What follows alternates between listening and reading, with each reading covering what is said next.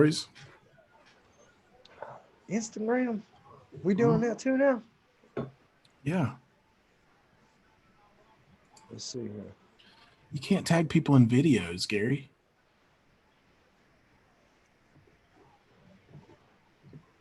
Did you know that? I can't hear you. What are you talking about right now?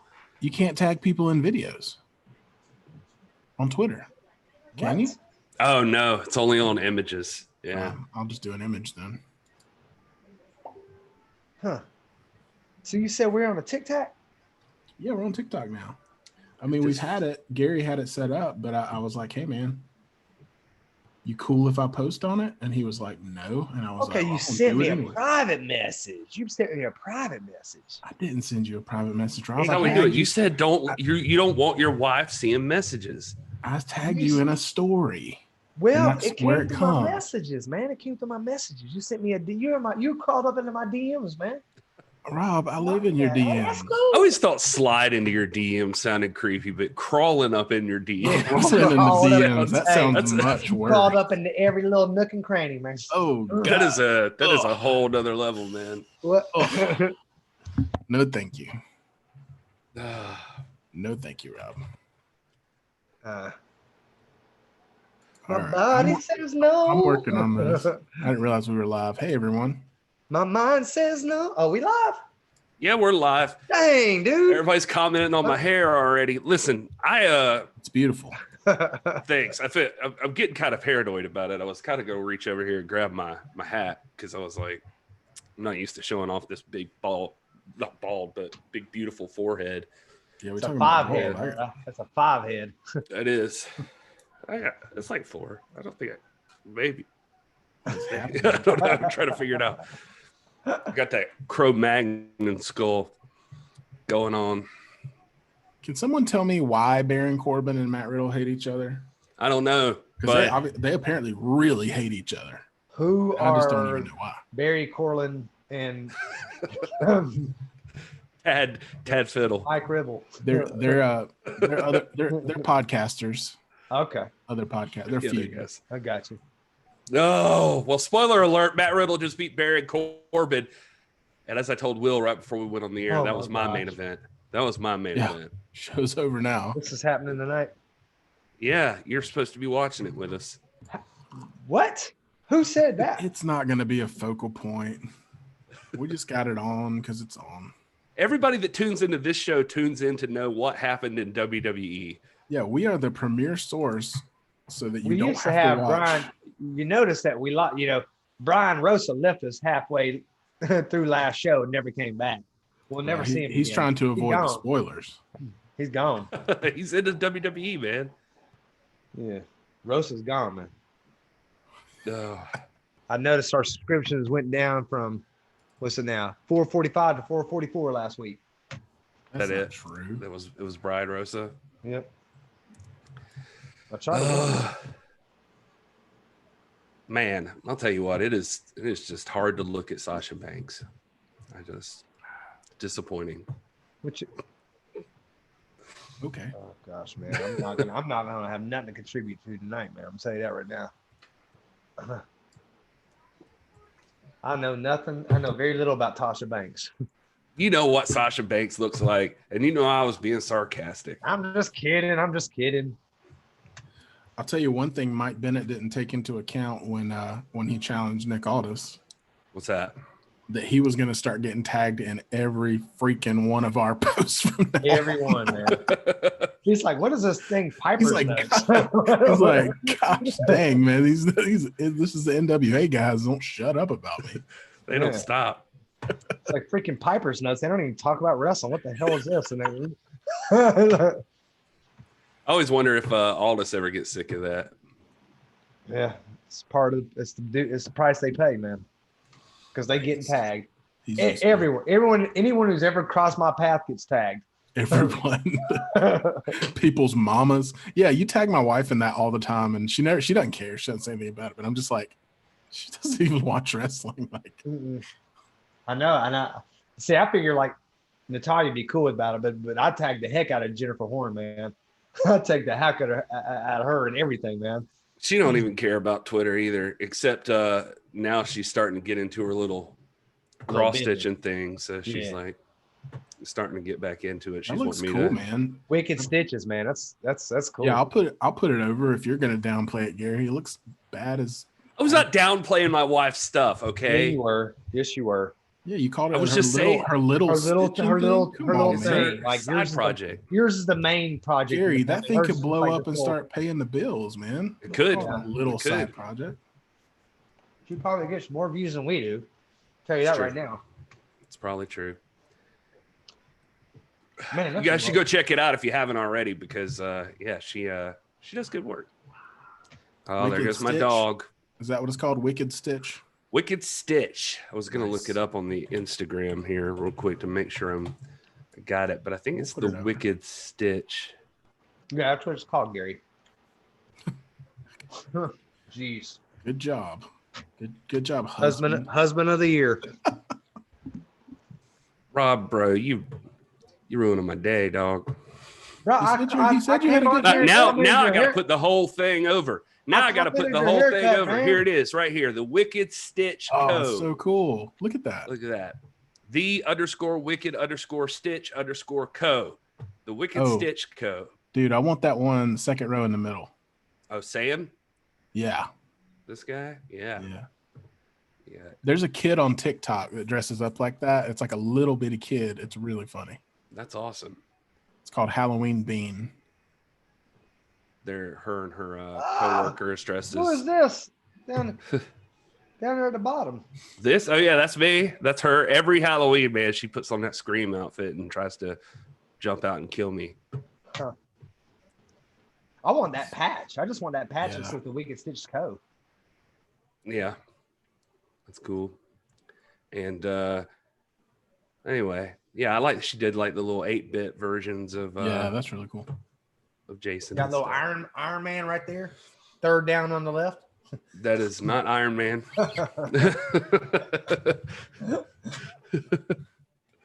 Oh man. Anyway, she just sold the Strangers one to somebody. She threw it together pretty quick, man. That one's not a tiny framed thing. Like it was I was impressed because I can So do is none of it. She's so doing this- a Michael She has Myers. commissions, right? Yeah, she's got a few lined up. She's doing right now. So this is what she's doing while the like 8 hours a week that we're on here talking. Exactly. Yeah, she's actually usually doing something like artistic and beautiful. right. We're talking about Exactly. wrestling. Oh man. Good for her. Okay. Well, I guess we could officially start the show. I think I did send a tweet out. Did I? No. Let's look. Let's look and There it see. is. I'll look and see if I see it. There it is. So if you're in here, like and share the tweet, get the word out. Let's get the room full. Let's get some conversation going. Heck yeah. That's good stuff, man. Wow.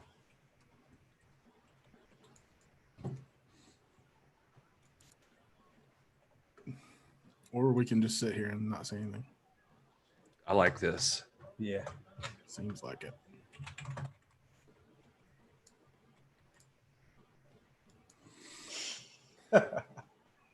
Man, Are we losing Welcome, people everybody. fast? I know. Well, we just like made a plea to get people here, and we just sat here in silence for 30 seconds.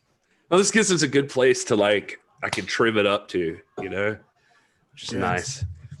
All right. Put your hand up so you know. I started doing that on the Cinema Shock podcast. I told them that. What? Was that dog barking at, you think? Can you hear my dog right now? Yes. Yeah. Yeah, I can hear it in real life. Yeah, it sounds like it's coming outside my garage over here. Gosh, man. You have no control over your household. What is happening? You don't know. I don't know. You're undermining is- your wife's business. Your kids is running amok over there. This is the worst start to the show we've ever had. I don't think so. We've had worse. You don't think so?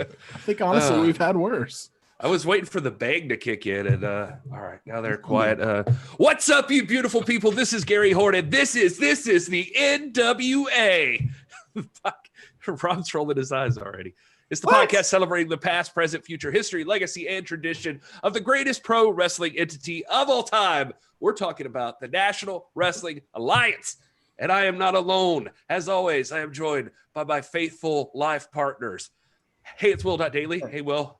Hey, you didn't have to go that hard. And the Doctor of Love, Doc Stinson. Hello, Yes, Dr. sir. Rob Stinson. Doc McLevin. And I wasn't rolling my eyes at you. I was rolling my eyes at Dansby Swanson. So just so you know. As we all do often. Now, hold on now. I can do that, but you can't. Okay. Well, excuse that is me. He may be a jerk, but he's my jerk, okay? Okay. Oh, Brian Rosa is in the chat. I just want to establish this. Thank you, Brian. Rob was convinced you had left us and you were never coming back because of our WWE talk the other day. So I'm happy to see Brian Rosa. Thank you. Thank you so much. That's like they ran you off. They ran Brian Cervantes off, one of our closest friends. He's gone, never coming back. Good job, man. And well, thanks to everybody who's in the chat. Wrestling with the MMA, James Lawrence, Dr. Red Tyler's here, Terry McDermott. I see Dave Scooby. Oh man, all of you beautiful people are here right now, and I'm probably missing somebody, so I apologize. And if you're watching right now and you're not participating in the chat, then I also feel sorry for you a little bit. Not that you're watching us, but that you're not getting all of the full interaction with our great people, the hashtag NWA fam, that hang out in the chat. They're all wonderful.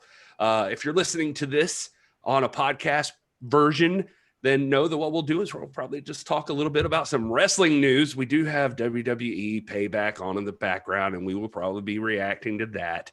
Although the Matt Riddle, Baron Corbin match already happened, so who cares? You see that Rosa's giving us one more chance to get this right. So, Did you ever think maybe he left because of all the Braves talk? No, that's a good point. No, that's no. Okay. That's not why he left. I'm just trying to be open-minded. He is a Houston Astros diehard fan. He appreciates the Braves talk. I assure you. That doesn't make any sense. It makes perfect. Well, you're not a baseball fan, Gary. So just and if I was a Houston Astros fan, I still wouldn't care about the Braves. Yes, you would. No. So boom. That's like saying if you're an NWA fan, you got to be a WWE fan. That's a good point. I think now, first of all, Rob, as a wrestling fan, as a fan of professional wrestling, you have to care about Matt Riddle versus Baron Corbin. I've never even heard of those guys. So well, that's on you. I've never heard of Mike Riddle or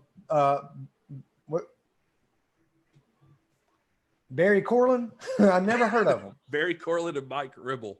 I bought a car from that guy. Oh man. All right. So we got a lot of stuff on the slate today. We could reference Payback as it comes up. We could reference the Braves game as it comes up. We also have plenty of stuff on the news list to discuss. Not the least of which we have some anniversaries, birthdays, and other big news there. I guess, Rob, let's start off with something that will probably capture your interest more just because you probably know a little bit more than some of us in the chat might know. But this past week on August 27th, we saw the passing of Bullet Bob Armstrong.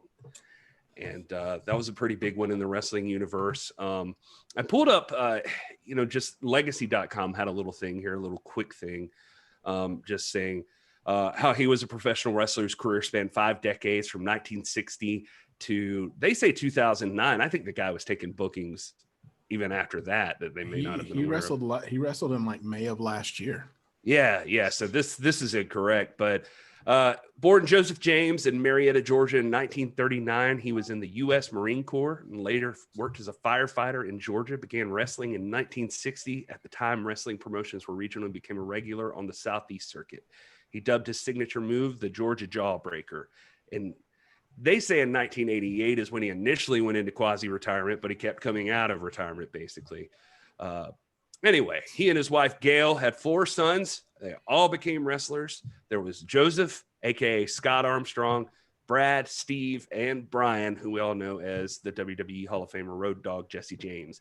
Armstrong wrestled alongside each of them in tag matches through the 90s and 2000s.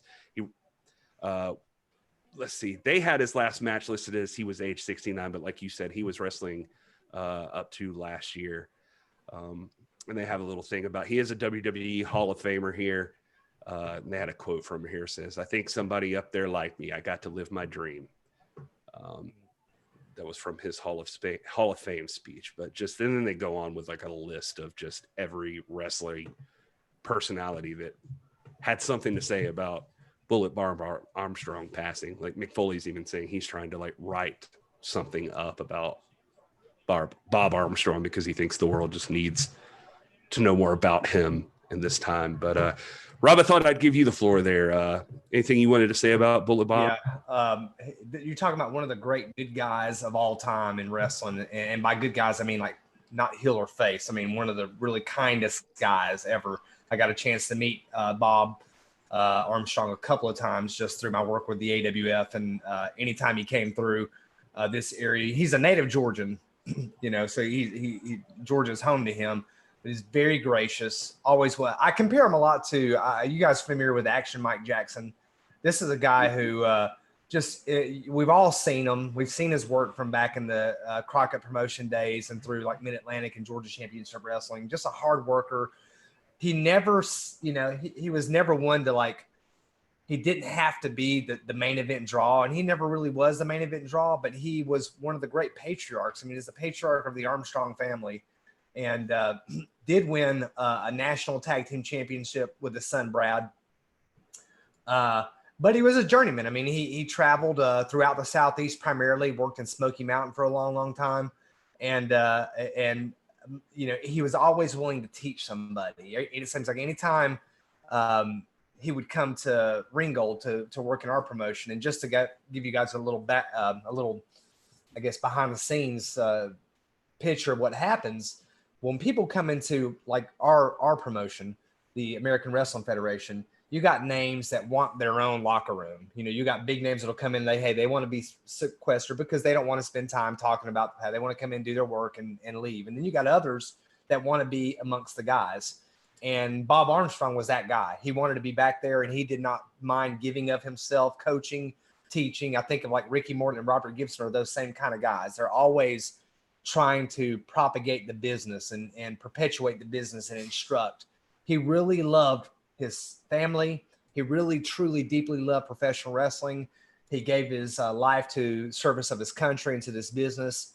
And, you know, I mean, you guys can go on Google and see all his accolades. I mean, he's got many more than I know. I know that he had some, you know, he had some tag team distinctions during the Crockett days and was very active throughout Georgia and Florida and North Carolina and the Southeast. But just personally, what I know about him is that he was a great guy. He was kind to me, someone that, you know, I'm not a worker. I'm more of like when I do stuff with the AWF, I'm more of just a personality, you know, like a commissioner type. You know, I'll get in and do something gimmicky every once in a while. But he was always very kind to me, never dismissive of anybody.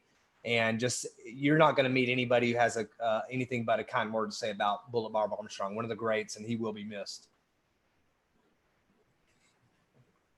Yeah, this is a guy that's, I mean, he's held numerous NWA regional tag and heavyweight titles. And, you know, I think his legacy, it's often overlooked because he hasn't, you know, been the quote unquote most famous guy out there. But when you look at his legacy and you look at his four sons and the impact that he's going to continue to have on the business through them and their impact and things like that, you can't state enough, you know, his importance to the business.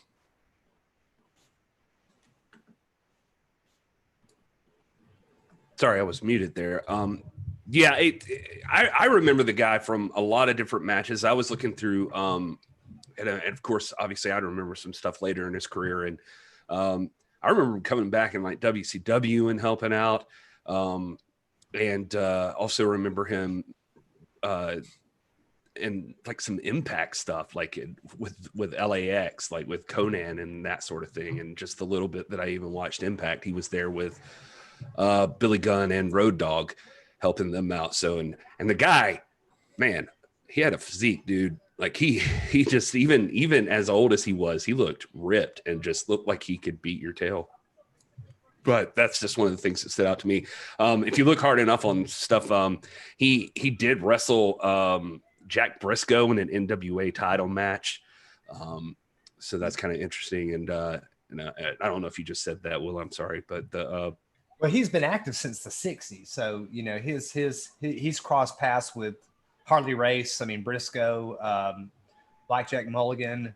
I mean, he's virtually anybody because, again, as a journeyman, you know, in early days is I guess what we call now is what do we call it? We call it like developmental talent, or you know, he would come in and he's not going to be. Yeah, he won a TV title, but he was never one to go on a championship run or anything like that outside of his tag team work. But he's worked everyone, and his knowledge is like incomparable. He was one of the great wealths of knowledge and sources of just experience and one of the last men out there who like could give us like firsthand insight into what it's like to work Harley Race or Wahoo McDaniel or those guys. So, you know, you're talking about a true legend, and to produce, you know, what kind of cross-pollination is going on in that household to produce those 4 sons of his. You know, I mean, this is a wrestling dynasty, and he's up there with Fritz von Erich and Stu Hart and any other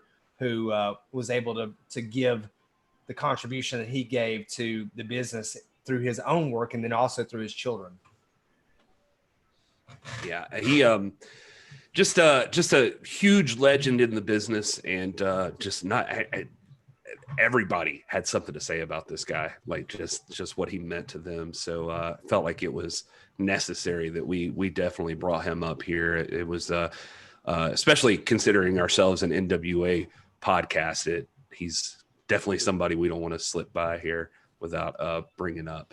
So our condolences to the family of the Armstrongs, just truly one of those legacy families up there with the Hart dynasty and the Von Erichs and everybody else. Just a big contribution to the business this guy made. So, all right. That out of the way, that's a low key moment to start off the show with, but we definitely wanted to mention it. This is also the anniversary. I was looking around on some stuff, and the anniversary of Bearcat Wright's death in 1982 and Mr. Fuji in 2016. So just interesting there. We did have some birthdays to get onto a lighter note. On August 27th, it was the birthday of our former NWA Women's Champion, Jazz. I've been interviewing a lot of the ladies from Mission Pro going into the Hell Hath No Fury pay-per-view, which I am sure we will be talking about in a little bit. But a lot of these women came through and have at some point in time wrestled Jazz, being out in Texas, and where she also trains at Hybrid Pro Wrestling. And so a lot of respect for Jazz coming in this next generation of women, I think, coming up through the ranks. Like she and Thunder Rosa are gonna leave a legacy behind, I think, as they make their way into these schools and helping train these younger girls. August 28th was Colby Corino, who's been on the show, son of Steve Corino, former NWA world champion. He was on Circle Squared. August 29th was the birthday of Stan Hansen. We know that guy. You know, he's known for many things, but probably mostly as the guy who knocked out Vader's eyeball. Yeah. That's what he's most known for. That's what he's most known for. Never mind the AWA championship. I'm just teasing. I know. I wanted to see if we'd get a reaction out of Rob if I said that. Well, I mean, you got to look at it this way. I mean, how many people have had the AWA World Championship?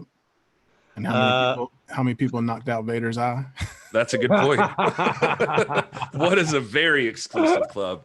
Yeah, he's in a club of one in that camp. That's a good point, man.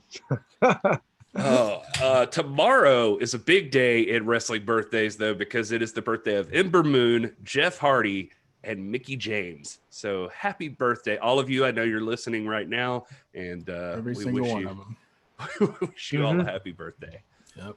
So anyway, it's also the 30th anniversary of SummerSlam 1990. Oh, wow. Huh? Wow, Rob, why are you shaking your head, man? I'm like, why y'all bring up these obscure things? Who's ever heard of that? I'm just, hey, listen, Gary I'm trying found- to add some excitement. We're having things to talk about. It's news. Maybe the chat room hates it that I brought that up. Maybe you hate it. Gary found a website that's got a bunch of wrestling dates on it, and he just went to town on it this week, apparently. It's like I thought it would be nice to talk about. You're reading the Brian Solomon book, man, and you're just like bringing up random things. Like nobody cares about no freaking summer fling or whatever you called it. Guys, 40 years ago today, Dusty Rhodes bought a new truck. That's cool. That's cool. Now we can talk about that. I hate What kind of truck was it? I love giving Gary a hard time, man. Oh, man. Now I just feel like I want to run down the whole card just See how obscure you can actually get. We'll just go through SummerSlam 90. Hey, that is not as obscure. I watched this pay-per-view like a ton of times because it's the one where Bret Hart and Jim Neidhart, the Hart Foundation, they won the tag team titles by defeating Demolition. And they received help from the Road Warriors because the Demolition had the 3-man thing going on, and they would switch out, and you couldn't tell who was who because of the face paint, and one would hide under the ring. And except it wasn't the Road Warriors; they called them the Legion of Doom at that point. So, well, yeah, I mean, point A. Okay. Point 2. Wow. Is this how it's going to be? You know I'm messing with you, man. You know I'm messing with you. Come on. That's what you get for putting down the AWA World Championship. I guess. Yeah. It's that kind of attitude. It's that kind of attitude. The way you treat the wrestling business, Rob, is why our champ is number 15 this week or this month on the no PWI 500. I know you just did not. I know you didn't. Because they're like, oh, the NWA guys, those douches. Well, first of all, this has nothing to do with the fact that we're a bunch of douches. Okay, so let's get that straight. I'm messing with you, man. Yeah. Well, all right, fine. Anyway, in other news, just for anybody who cares, Bayley and Sasha Banks just lost the women's tag team championship to Nia Jax and Shayna Baszler. In a storyline that started less than a week ago. So there you go. It is. All you short attention span people, I hope you're happy. Brian Rose has given us all kinds of hell in the chat saying, change your name from This is the NWA Podcast to Let's Talk About WWE most of the time, sprinkled with Nick Aldis talk. Okay, Dude, I'll go change what it. did we just start off with? Like everything I just said, I feel like Bullet Bob Armstrong. Right. He got a point, Gary. He got a point. Stan Hansen was in there. Like, I mean, come on. All right. Anyway, we'll go to some other news, I guess, unless you guys don't care.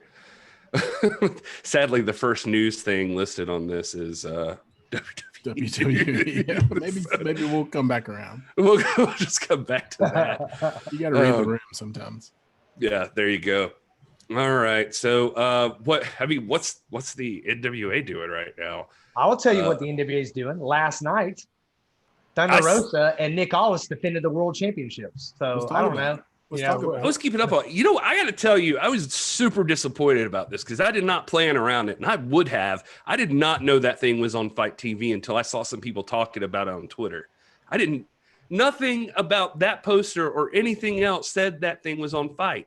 They didn't hit us up and let us know. Sometimes Fight even hooks us up with some free codes or something and says hey, do some giveaways, that sort of thing. They used to do that for the NWA shows, and nobody did that. Did either of you know that ahead of time? I did not know until Front Row in our Discord said something about it and sent the link in our group chat, and I was like, are you kidding me? Because I'm the same, man. I already had plans, and if I had known that a week ago, I would have made sure we were watching it. But yeah. So now it was one of those things like Rosa had mentioned last week, that it's being heavily advertised in Texas, but really not much outside of that. So much so that when we were talking with the champ about it, he really didn't have a lot of details either, because I'd asked him. Tanya had actually given me permission to go, myself because I'd found like a flight for like $50. And she's like, if you want to go, I support it. And so I messaged the champ and said, hey, what's going on with this? Is this a legit thing? He's like, well, I don't know much about it other than I've been paid and it's a booking I accepted, so I'm going to go. And so I waited a couple of days, and like Wednesday I went to go book my flight, and flights had already gone up to like $300. So I was like, shoot, man, I missed my window. So I was hoping that it would have been on Fight TV or something like that, but I hadn't heard anything. But I did see today that it was you can buy both days events for $14.95. Go back and Thunder Rosa wrestled, and she has been on social media all day today, posting pictures and little video snippets about it. And Nick Aldis wrestled, and I'm gonna tell you right now, like, shoot, I would love to have seen that match, that Thunder Rosa match. It looked freaking like fire. Well, I say all of that, and I want to be very clear. I did buy it. I was watching it before we went live today. I didn't get very far. I was, I think, like the third match was like Jordan Grace was in it, but yeah, there's a Chris Masters is on there. Brian Cage is there. Jacob Fatu, Ace Austin. Let's see, but yeah, Thunder Rosa and Alex Gracia, who is at both of those women will be participating in the Mission Pro Wrestling event, Hell Hath No Fury. And yeah, I mean, and by the way, these were matches that were towards the top of the card. Like Thunder Rosa and Nick Aldis were treated like they were essentially main eventers, it seems like. And so because they are. Well, yeah, I mean, obviously they are. I'm just saying it's nice to see that in an event with all of these wrestling, with all of this wrestling talent, that the NWA champions are treated with that much respect. So props to the independent. Robbie like texted me privately and I distracted me. All right. Yeah, anyway, so Nick Aldis ended up taking on Nobi Bryant, I think is his name. And I'm not familiar with him. I've heard he's a really talented dude on the West Coast, and a lot of people were having nice things to say about it. But originally Jeff Cobb was going to be a part of that match, and for some reason was removed, and I'm not sure what the circumstances were there. Apparently it's announced, during the show, but I didn't catch any of that. Not yet. And so, but yeah, like EC3, Alex Hammerstone, all of those people are on there. And so it seems like a very cool card. But like Rob mentioned, you can get that thing on Fight TV right now. I think it's like $15 for like the both days. Yeah. You can pay like $9.99 for one day. And just one day is like, it's like 3.5 hours or something of wrestling. So it's pretty big show. It wasn't an indoor arena, it looked like. Kind of like a soccer complex almost. Right. Kind of like artificial turf and all that. Yeah. And so there weren't a ton of people there. It doesn't look like, but so hopefully it was successful for it. I gotta think that there was some plan behind it, but for having the amount of talent that was featured on that card is insane. There were a ton of people there. Anyway, so that's one thing the NWA is doing. Another thing that's happening with the NWA, let's see. Well, next weekend, Thunder Rosa is going to be taking on Hikaru Shida, champ versus champ at AEW All Out. That match is signed and sealed. That is happening for sure, 100%. All of you should be watching All Out next weekend now to support our champ. And if you get a chance to tell anybody why you're watching it, make sure you say it's because of Thunder Rosa. That's the deal. You gotta tweet about it, talk about how much you're supporting Thunder Rosa, so that AEW recognize. And anyway, so how are we feeling about that, fellas? I'm sitting here talking and rambling on, but let's get into that. That's coming up. Thunder Rosa is officially taking on Hikaru Shida. That's definitely happening at AEW. A deal has been made. Billy Corgan was even on AEW this past week, and talking about a fighting champion should defend their title and something along those lines. And so he's letting her go in there and challenge whoever she wants to. So how do you folks feel about Thunder Rosa versus Hikaru Shida? What do you feel like the outcome is? I mean, obviously it's Thunder Rosa, but just humor me. Yeah, I mean, same as I've been this whole time, but just probably even more so. I love the use of Billy Corgan voiceover and those quotes, and I think AEW even from their Twitter account has been pushing this match pretty good, and they're pretty good about promoting everything. But they've been, quoting Billy Corgan and putting this out there, really framing it as the prize fight that it is, and I couldn't be more excited about it. My outlook is the same as it was on Tuesday when we talked about it, and that's that Thunder Rosa is going to win the match. That's my prediction. And we can get all into the the behind the scenes business talk or whatever, but as a wrestling fan, I'm telling you right now, I think Thunder Rosa is going to win. And I'm not going to pretend to be objective here because I'm not. I don't believe in like brute fact or straight up objectivity. We all have our presuppositional pre-commitments and our favorites and all that. I'm an NWA fan. I love Thunder Rosa, but does it not seem to you guys? I mean, am I wrong here? But this seems like one of the biggest women's matches of all time right now. Yep. Like she has done so much. Thunder Rosa has done so much just in this signing to like right now of everybody in the world, including Nick Aldis, of everybody in the world. It's like more people are talking about Thunder Rosa than anybody else, and this like you go on your social media and you guys are like me on your Twitter handles and Instagram and all that. I follow guys that are AEW guys, that are WWE guys. I mean, I try to keep myself abreast of all the news and all that. But it's like after that show, you could tell what happened without even seeing it because it was like Thunder Rosa was straight up trending on every social media outlet. And everybody is like, I mean, I was thinking, and I still think that Lindsay Snow and Thunder Rosa is the Super Bowl, but this is right up there, man. I mean, this is like huge. So I have to feel, and I hope it's not just my personal prejudices and biases like skewing my perception here, but it seems to me like this may be the biggest women's match ever, bigger than anything Ronda Rousey or Becky 2 belts or any of those ever did. I mean, this is huge. And a true champion versus champion match with two legitimate prize fighters. And I also agree with Will that I think that the greatest wrestler in the world right now is Thunder Rosa and that she should win it. But whatever happens, I feel like the way that AEW is promoting this right now, they're going to treat this very responsibly. Like nobody's going to lose face on this match. So it's going to be a barn burner. I can't wait to see it. I agree with you, Rob.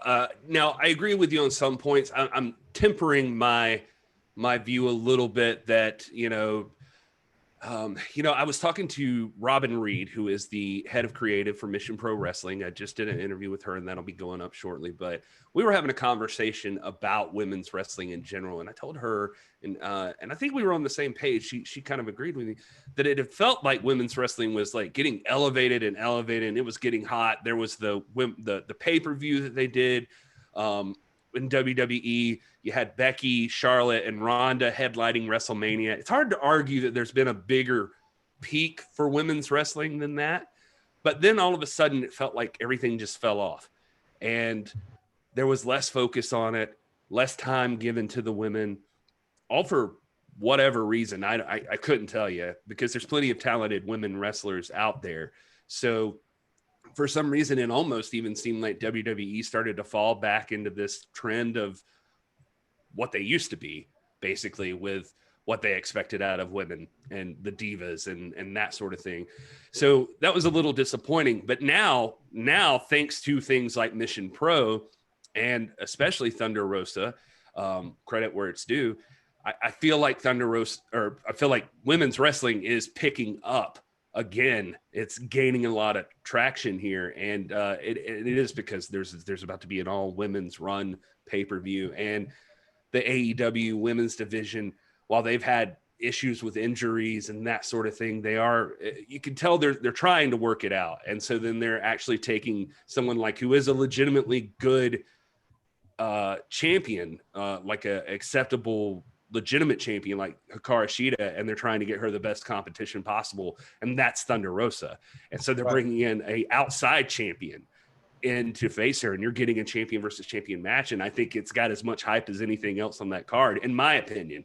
And so I do think that Thunder Rosa is single-handedly, I mean, I feel like we're just sitting over here blowing smoke, but she's single-handedly like adding so much fire to women's wrestling right now. And it's that I feel like that's just hard to argue, like that she's almost single-handedly like working it back into the industry, and also helping the NWA reach a point of relevancy that it was starting to lose, to be honest. Like that it, you know, when the pandemic started, that everything started to fall off for the NWA. Thunder Rosa, she and Aldis had always been out there promoting and doing things, but Thunder Rosa on social media is top notch and unmatched. And now she's in here making deals and getting on the second biggest promotion in wrestling right now, to give the exposure to the NWA that title's front and center. Man, I can't say enough about her. And you think, like, leading up to March 2020, when the pandemic broke and all that, there were several women out there in NWA, AEW, and the independents that were really building a lot of credibility. And you think of like Ashita, before she was even the AEW World Champion. You think of Lindsay Snow, you think of Thunder Rosa, you think of Marty Bell, Allison Kay, those names. But what I really love about the success that Thunder Rosa is enjoying right now is like, this is self-created success. You know what I mean? She didn't go to Billy Corgan. Billy Corgan said, hey, I don't like the name Mel Cervantes. We're going to call you Thunder Rosa and this, and we're going to put, she did that. She brought her identity. Her identity harkens to mission work that her and Brian Rosa have done. It's a reference to a certain street or a certain area or a certain, I can't remember precisely, either a street or a particular shelter or a kitchen or something that they were devoting a lot of time to. And she wanted to pour that into her personality. And everything that you see is something that she did. And then, all the groundwork that she does outside of just being inside the squared circle on Power or anything like that, doing the statesmanship work that it takes to build up a personality, building the credibility of a champion outside of the ring. I mean, she is doing that. Thunder Rosa didn't need Vince McMahon to do this. I mean, she did this, her and Brian. Again, I'm not trying to blow smoke up Brian's tail either, but they did this. You know what I mean? They have elevated women's wrestling like no other. And I feel like I can't remember. And again, I'm biased, so I'm not going to pretend like I'm some kind of objective person here who's just looking at all the facts equally. But I can't remember a time when a women's match means so much, when it was like the thing that I really wanted to see on that card. I could care less about what else happens at All Out. This is the one I want to see. And it's because of Thunder Rosa. Well, and we can do a whole episode on, women's wrestling and the trajectory of it and where they've come from. But I mean, you look at it in the context of women's wrestling, and, they've had to overcome a lot. I mean, from the Attitude Era and the divas and this idea that women's wrestling was entertainment, it was eye candy, all this, but it's since shifted, thankfully, into this, we say it all the time, but this prize fight era. And when that happens, you see talent like Thunder Rosa, and not to take away from Ronda Rousey. I mean, these are, actual prize fighters, but the cream rises to the top. And so it's no coincidence that Thunder Rosa is rising to the top, and she's at the top of everyone's list right now because she's a true prize fighter. And what is more prize fight-ish than to just stroll up into a promotion and say, I want your champion, And that's what we're getting, as opposed to women's wrestling, 5-10 years ago, where it was an afterthought. And now we're seeing it elevated to the prominence that it should be. And because of that, we're seeing the top tier talent that we're seeing now, like all these ladies on Mission Pro, Thunder Rosa, Sheeta, a lot of the talent on AEW, even though they've got a ways to go to reach that level, to reach that true prize fight feel. But it looks like they're trying to get there. And I think this is a step in that direction. I think they've recognized, okay, our women's division has suffered. We didn't really come out of the gate that strong. What can we do to really establish this new era of the women's division in AEW and say, how can we make it, elevate it to the status that we know it needs to be? Let's do this. Let's bring in Thunder Rosa, a true prize fighter, come in, challenge our champion, and make it a big deal. And it is a big deal, just organically. Not like they're not even, I mean, we talked about this on Tuesday, but they really underhyped it, you know, just saying, oh, and now here's Thunder Rosa. And then they pitched to her. But then after that, it just exploded because they saw that everyone was like, holy crap, this is incredible. And now they're like pushing it more and more. And they had a video package with Corgan and going through, you know, NWA power clips and her history and stuff like that. Like, I think they're seeing now this is where women's wrestling needs to be. And, you know, women like Thunder Rosa are just going to naturally rise to the top in that kind of setting. Yeah, I mean, I don't know if they were like testing the waters that first week or whatever, but Thunder Rosa did her part on everything. It was strictly just the presentation on that first week that was just kind of like, oh, this deserves more. I feel like this last week they gave it more, and it feels like Will was saying, like a big prize fight now. I mean, we already thought it did. Just these two ladies going at it, like it was going to be awesome anyway. But I'm glad to see the AEW finally like putting some something behind it and really pushing it out there. I mean, I got to say, James Lawrence is going to hate my guts, but I watched AEW this past week and I actually really, really liked the show. Like I thought the whole show was kind of banging. Like I was like, man, this show's fun. I had a good time with it. And so it was cool to see Thunder Rosa be a part of it.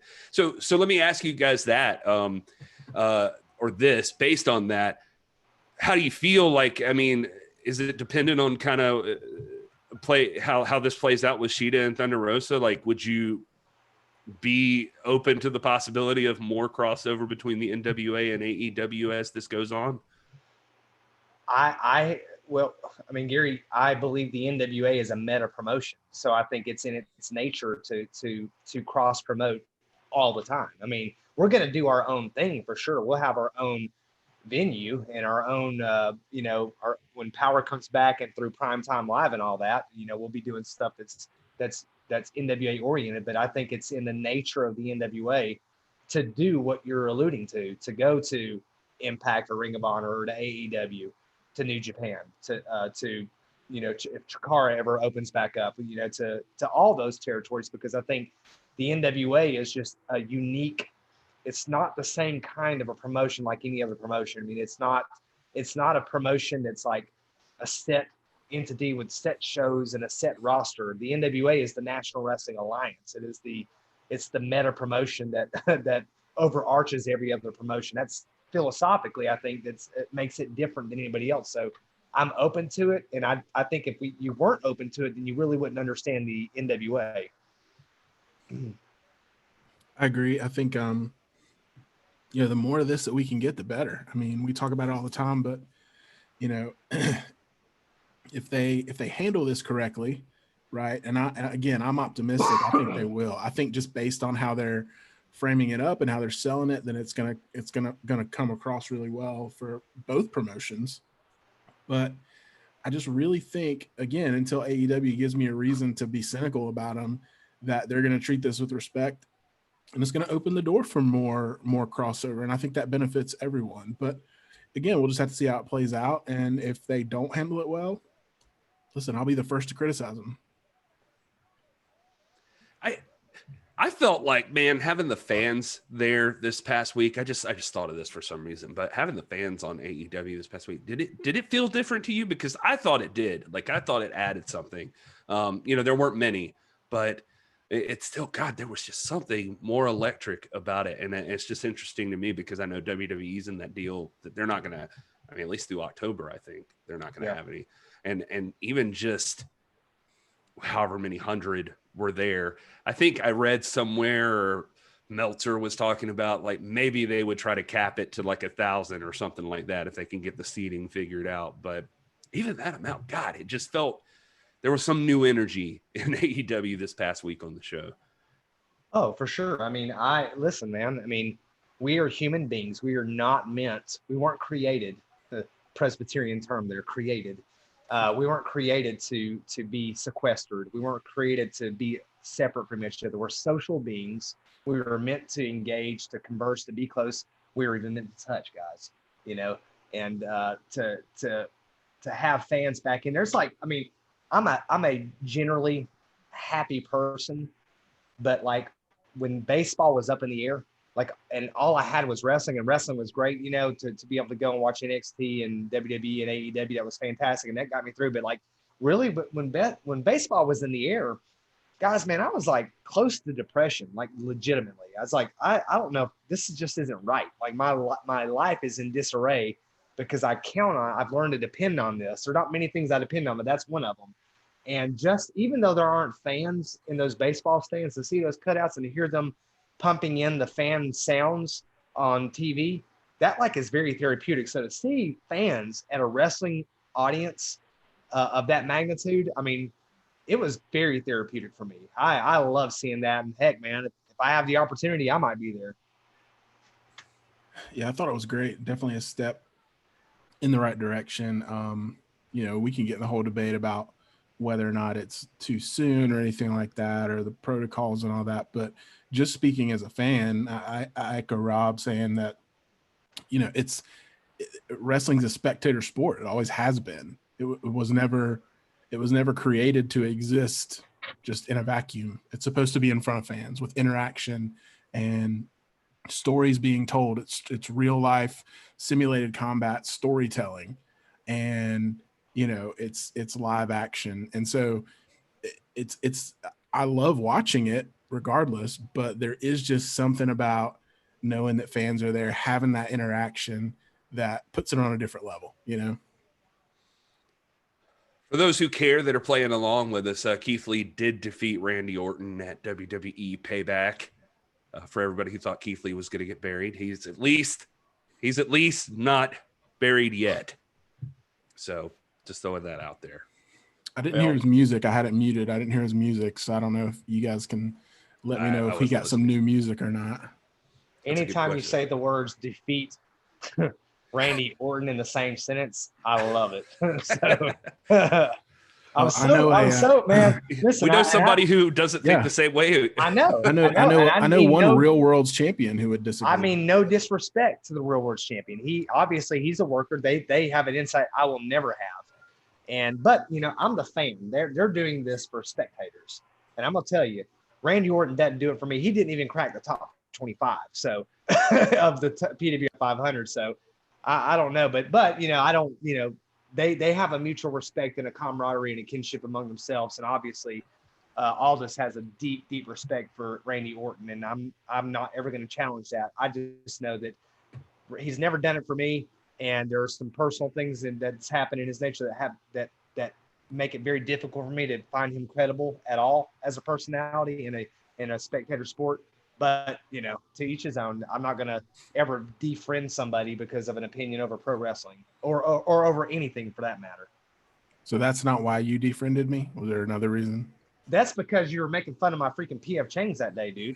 And I was like, man, if I want to eat Mongolian beef, I can. If it's on my face and I want it in my beard, then that's not your business. Tell him. For those of us, those of you wondering what we're referencing here, I think that was the Battleground podcast. They recently had the champ on, and it was overall a nice interview. I mean, a lot of stuff we've covered here before, but yeah, they got some cool sound bites about, like, Nick Aldis talking about Randy Orton that way. Was it in that interview that he talked about that he looked at Randy Orton that he was a guy who could turn it on when he wanted to, you know, he had to be like extra interested in it. Now, I would think, while I agree with that assessment, I think that Randy Orton does seem that way to me too. Like, sometimes he is just on fire, and then sometimes he just seems like he could not care less about where he's at. I don't know that I would consider that professional, and I don't want to be on here and get beat up by Randy Orton because I said he was unprofessional. But I mean, I just mean, like, you know, you'd think about great champions like a Ric Flair or something who seemed like no matter how many people and where they were at, whenever, however, they're going out there and giving it 100% every single time. And so, but yeah. And I'm not a huge Randy Orton fan. I just like giving Rob shit sometimes, but you know, that's been one of my criticisms of him. I think there's been feuds and there's been programs that he's been a part of where you could tell he wasn't that interested in it, and he was just kind of phoning it in. And I don't think that's professional. I think if you're a professional wrestler or a professional athlete of any kind, I mean, if you're a football player or a baseball player or anything, and you go out there and you half-ass it because of the team you're playing, that's not respectable, you know? And so that is a criticism, a real criticism I have had of him. But, you know, you can't deny the impact he's had on the industry. And I'm sure Rob doesn't deny that. I just think No. it's a personal preference. I mean, again, I agree with you, Rob. He's not my top tier favorite. I can see why the champ, and the question that he was asked on the Battleground podcast was, you know, what current wrestler would you most want to like have a title match with? And that was his answer was Randy Orton. And I think it was, as you alluded to, Rob, more of a worker thing. He would just love to work against him because he knows when he does turn it on that he's, you know, in a different stratosphere in terms of being a wrestling, you know, star. And so I think that's, you know, his answer. He's not saying that Randy Orton's his favorite wrestler or anything like that. But, yeah. So. And I would never, you're absolutely right, Will. And I would never, I'm just a mark, man. I'm not going to call into question the talent or ability or the legacy of a guy like Randy Orton, who has done a lot. And obviously he caught the favor of Ric Flair and Batista and Triple H. I mean, they these guys aren't idiots. They know what they're looking at. And obviously Nick Aldis does too. But it's like, you know, it's like sometimes there's a name that comes through that's like a big deal out there that I just don't get. And that's okay. It's just me. And the defect is probably with me. But like, for example, AJ Styles. I have never felt AJ Styles. Like, I always felt like, man, he is so overrated. But there are people that work with him that think he is the greatest ever, like Nick Aldis does. You know, they think he is one of the fans. And therefore, I have to believe objectively that he is. He just didn't resonate with me. You know what I mean? So I don't mean any personal insult or slight to Randy Orton. It's just like, I think there are some ways in which I think the PWI 500, you know, we've got the top 25 list. I think there's some ways they got it right. This is one of them. Some ways they got it really, really wrong. And hopefully we can get into that later. But yeah, Orton, he's never resonated with me. I just don't feel him. Yeah, I mean, I can see it. I don't have a huge issue with him, but like Will, I'm also not like a huge fan of him. So I'm neither here nor there necessarily. I do believe that the guy looks like a pro wrestler. Like, I mean, if you were building a pro wrestler, like that guy looks like one. I'm watching this Payback show and I'm just sitting here and I keep getting caught up and looking in the Thunderdome fans cams. I'm waiting for something weird to happen, but it got me to thinking as we're talking about Randy Orton and Rob being very diplomatic in his approach to how he spoke about Randy Orton there at the end. I hope that we all appreciate being able to go back to these events someday. Like, I just really hope the performers appreciate having fans in the place with them. I think a lot of them are feeling that way. And I hope that we all appreciate having live events that we can attend. I think that's gonna, I don't know. I'm sure it won't last forever, but I think that initial, like first, like several months of it, hopefully at least will be just like, this is the greatest thing in the world that we could be here live. The older I get, Gary, I think I've said this before, the more sensitive I get. Like, you know, when I got out of the Army, you know, I was an infantry officer, you know, did all these tours overseas in support of the global war on terror and all that. I felt like I was a tough guy and this and that.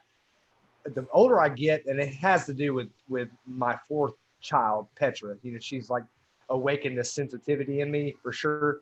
But certain things like really bug me, really very hard. I drive past the Lookout Stadium, Chattanooga Lookouts, which is our local minor league affiliate, the AA franchise now for the Cincinnati Reds, used to be for the LA Dodgers.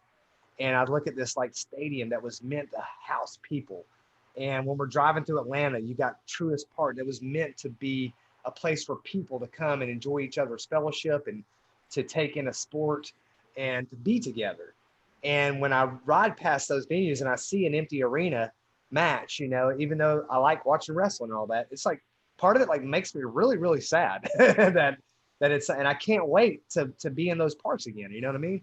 This whole year, I think I've watched less wrestling than I ever have, just since all of this happened. Like I just could not get into the empty arena thing. I was having so much trouble getting down with it. And it bummed me out because I had gotten to a position where obviously my favorite was NWA, and I just wanted to see my favorite people in the NWA wrestling. And that's what I wanted. And that wasn't happening either. And so it was just a big bummer all the way around. So I totally get what you're saying.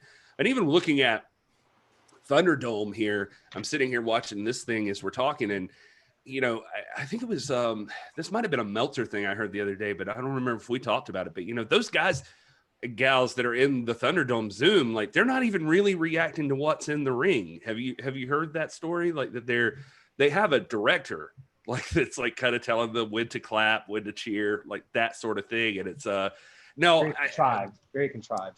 Yeah, and that's what I've heard. I believe that was courtesy of the Observer and Meltzer. If anybody in here has been so far in the Thunderdome, maybe you can correct me if I'm wrong on that. But I saw a report that basically they're just kind of being instructed when it's okay to cheer or what to cheer and how to clap and that sort of thing, which is just, man, aesthetically, it's pleasing to see like other faces out in the arena, but it's just still not quite there. Yeah, and one opinion that I have, and one of the things that I really, really hope to see when fans do return to live wrestling shows, one of my biggest complaints about the WWE is the fact that, you know, when I was growing up, wrestling really felt like a live arena show that was televised.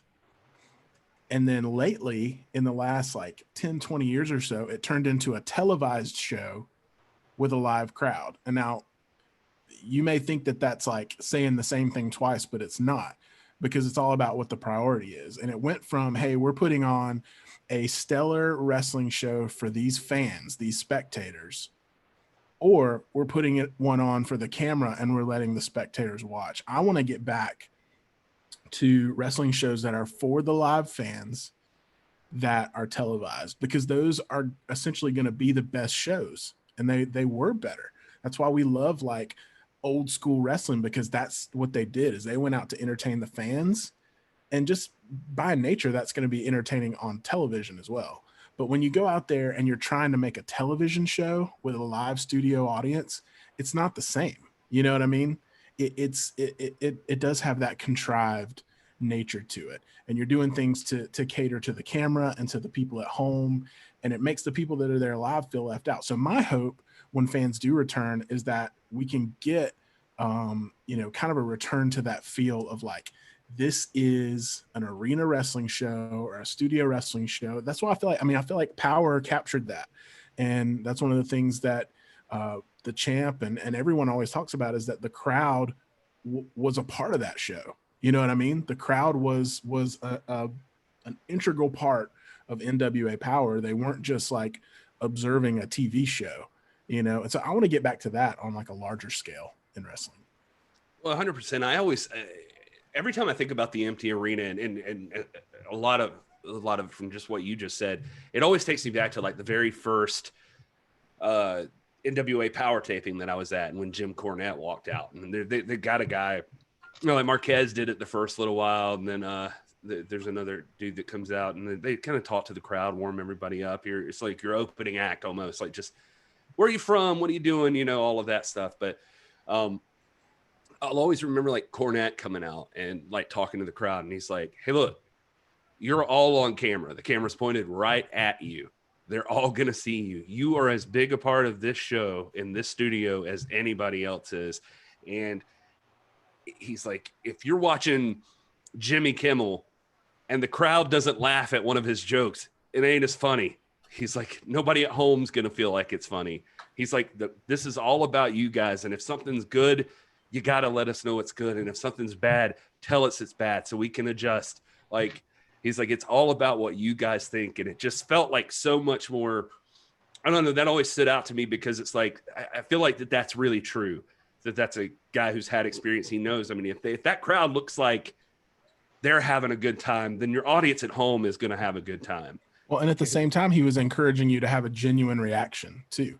He was saying, if you like it, make noise. Don't just sit back and silently like it, because that's what we're conditioned to as the TV generation. We sit back and we watch wrestling and we might get excited internally, but that's what I'm saying. We need this return to like, let's show our excitement. Let's boo the people we don't like, and let's cheer the people we do like, and let's laugh when someone's funny or something like that. And let's be, so he was encouraging like genuine reactions, not like what we're talking about where they're like coaching people. Okay, cheer here. Oh, okay. Rey Mysterio is going to do this. Now cheer. You know, that's contrived.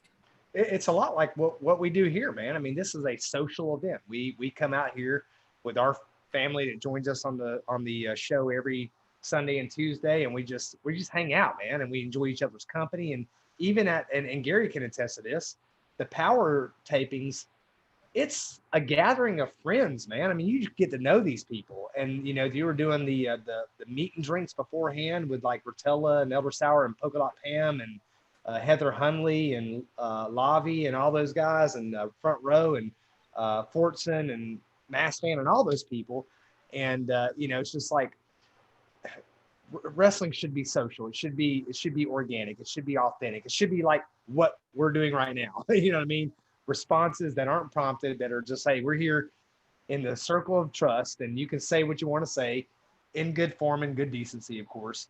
But we're here to just hang out, man, and enjoy each other's company and celebrate pro wrestling. Or, same thing with baseball or basketball or football or whatever, Yeah, I think that's you actually hit the nail on the head there too. Is one of the things that I've loved about this scenario and us being able to get into the live streaming and that sort of thing, and having our hashtag NWA fam in the chat and all of that. My God, at least it's like the gathering of people together to talk about wrestling. We all love wrestling, and even if we don't always agree on every part of it, it's just nice to have the community to like feel like you're with a bunch of people that are enjoying it. And that's something that's been missing. And like you said, that's a inherent part of our nature, I guess, that we need that and crave it in our souls. And right. And so it's this is like trying to substitute that in a lot of ways and get it there. And it's cool. And we built a community and it's nice. But yeah, we're about to have camp meeting. We're about to have camp meeting, Preacher Gary. Hallelujah. Here we go. Praise the Lord. I'm so glad to see all of you beautiful faces out there today.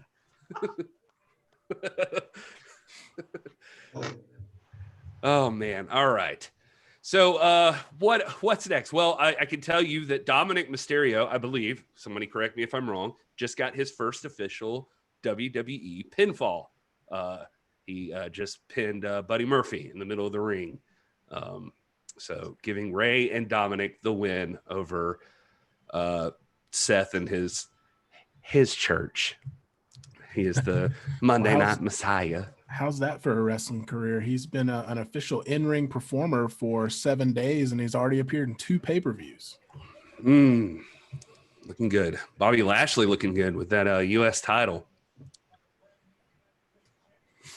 He won that earlier, by the way. All right, so let's hit some other news then, I guess. If you didn't know already, UWN and NWA Primetime Live announced, along with West Coast Pro, that they've arranged for Alex Hammerstone to come in and defend his West Coast Pro Championship against EJ Sparks at UWN's Primetime Live on September 15th. So that's another title match there on the line. Another deal worked out with an independent promotion. That's kind of cool.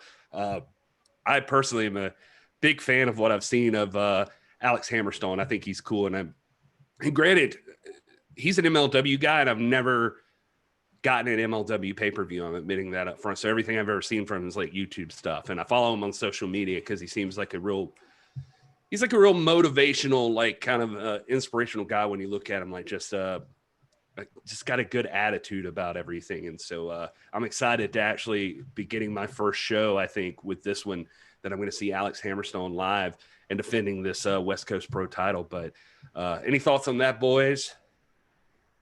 You're right, man. Hammerstone is one of those ones that he's a talent, and I'm sure Dave Marquez has a ton to talk about. He really is one of the bright spots in the independent scene. Member of the Dynasty. He's wrestled and worked and had quality matches against guys like Jeff Cobb, who we talked about earlier, Brian Cage. I mean, he's really, really, really going to be a big deal. And it will not be long before he ends up either on the biggest stages of them all or in a place like Ring of Honor or Impact. We're going to see a lot of this guy. I've been constantly preaching for him to get an NWA title shot. Like I feel like that he and Aldis would have a great match. But anyway, sorry, Will. He holds a title in MLW, correct? Currently. Yeah, it is. Oh, you just made me forget it, and this is my fault because I'm not up on my MLW like I should be. Well, I just say that to say that, because it's called the Open Weight Championship. Right. So because that title is not on the line, I guess they don't have a direct relationship with MLW currently, UWN. So I would love to see that open up. And that's one of the things we've been speculating about is MLW would be a prime promotion, I think, to put some talent over into UWN Primetime Live. And hopefully we can see that as time goes on. I do know that, I don't know if this was one of the articles we sent over the past week, but they did MLW did make another TV deal or another streaming deal with DAZN, DAZN, whatever, this week. So good for them. Yeah, DAZN being another like fighting network. Yeah, that's it's pretty interesting to see what's going to happen here.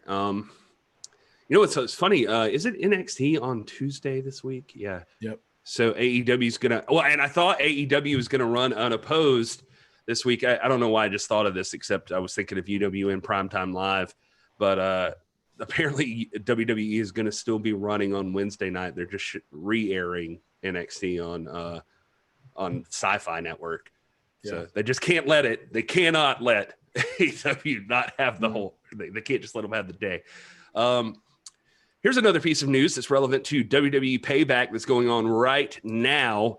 And if you're watching WWE Payback, you'll see a famous NWA World's Heavyweight Champion on the screen as we speak. He's been featured all throughout this storyline.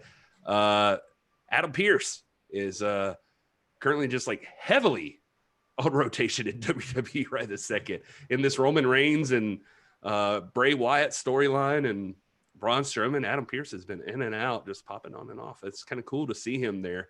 And he was there for the big reveal at the end of SmackDown that Roman Reigns is back, and apparently he is now managed by Paul Heyman. That's pretty crazy. Should have happened like 5 years ago, but here we are. Does that make Roman Reigns a heel or a babyface? That's the big question. No such thing. No such thing. Yeah, I was about to say Rob will tell you, but he'll say what.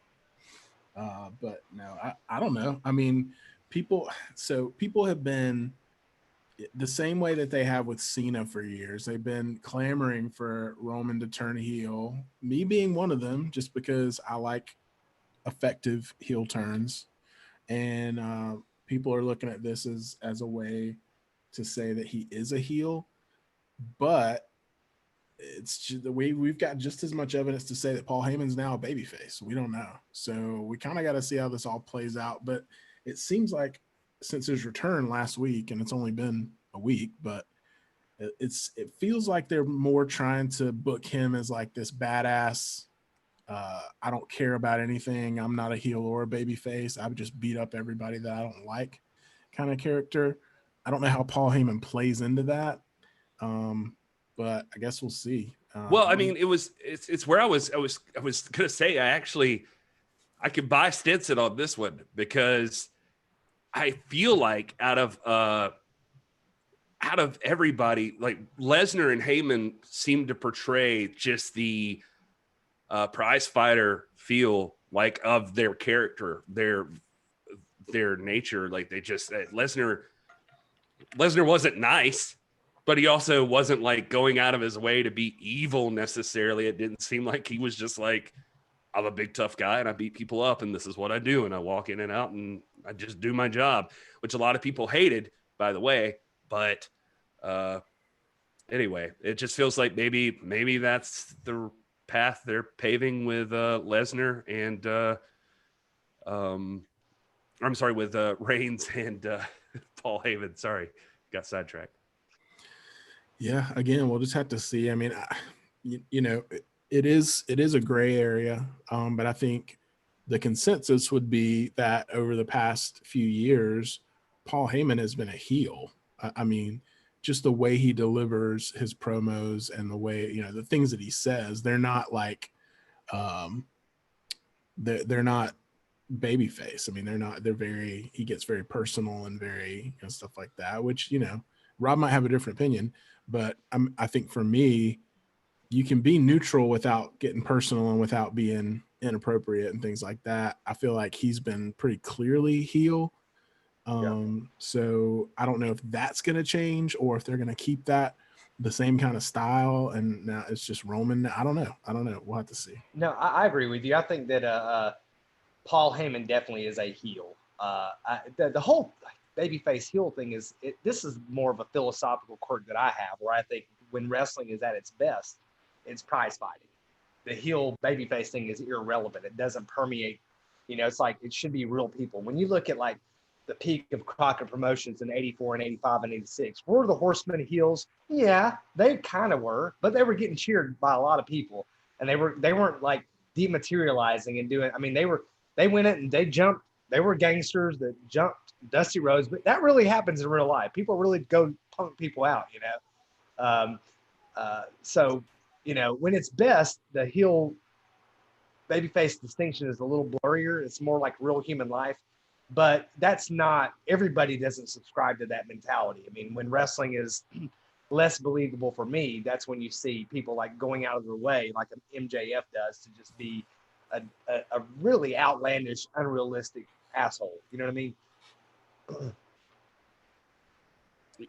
Yeah, I think I'm seeing the debate in the chat as well as we're talking about that Paul Heyman wasn't the Weasel manager, that Paul Heyman is a babyface. It's a stupid idea. So like there's the back and forth even going on there.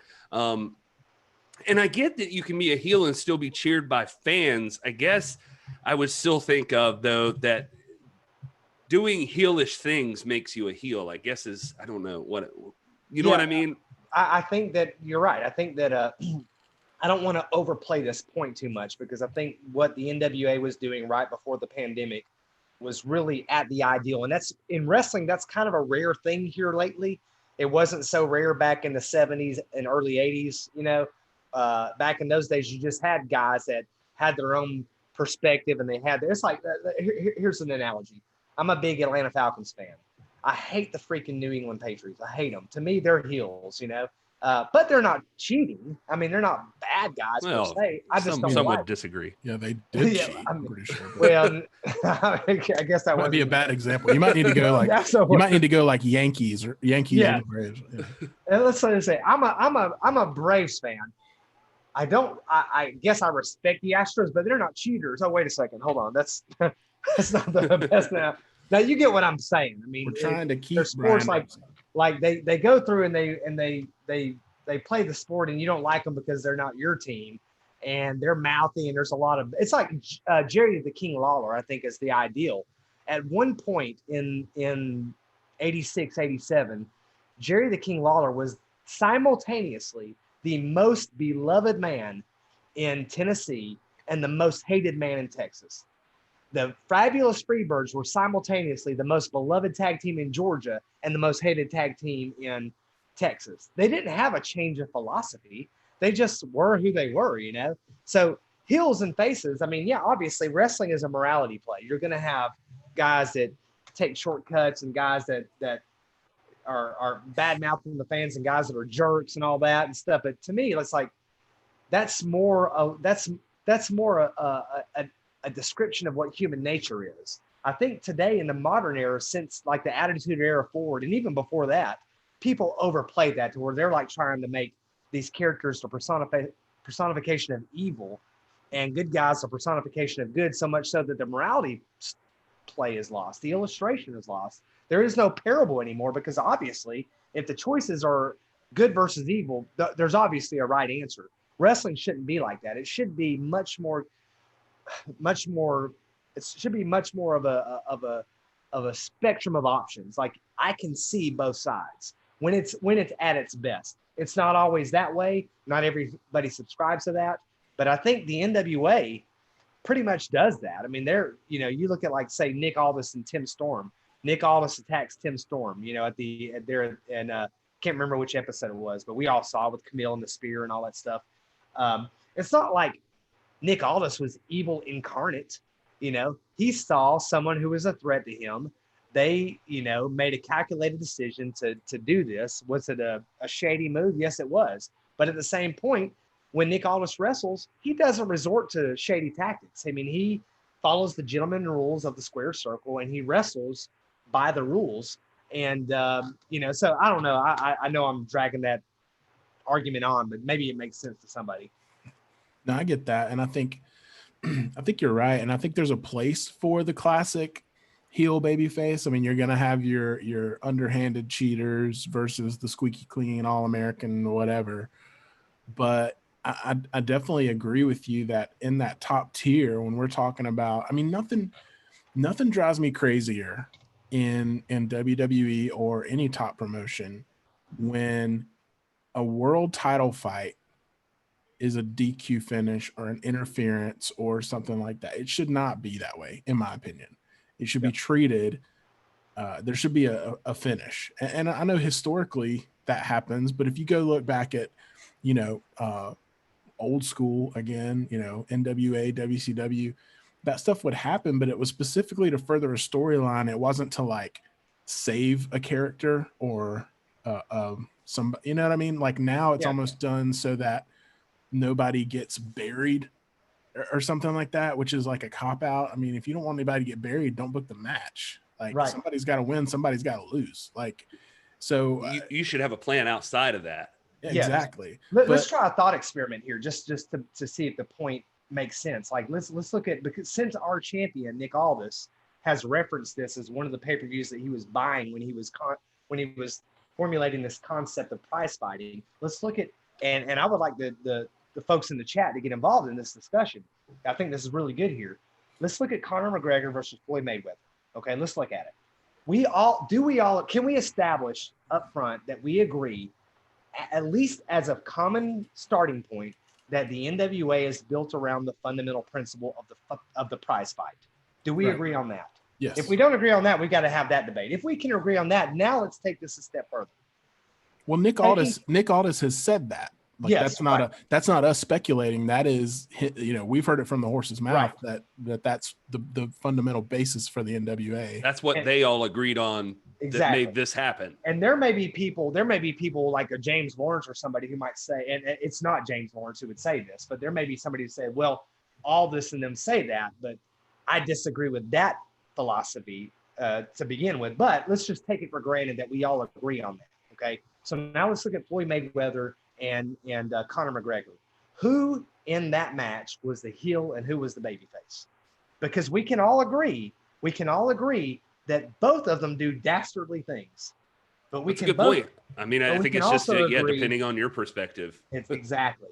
Neither one of them. I think we would both agree, though, or all three of us would agree, and everybody in the chat would probably agree that none of them are evil incarnate.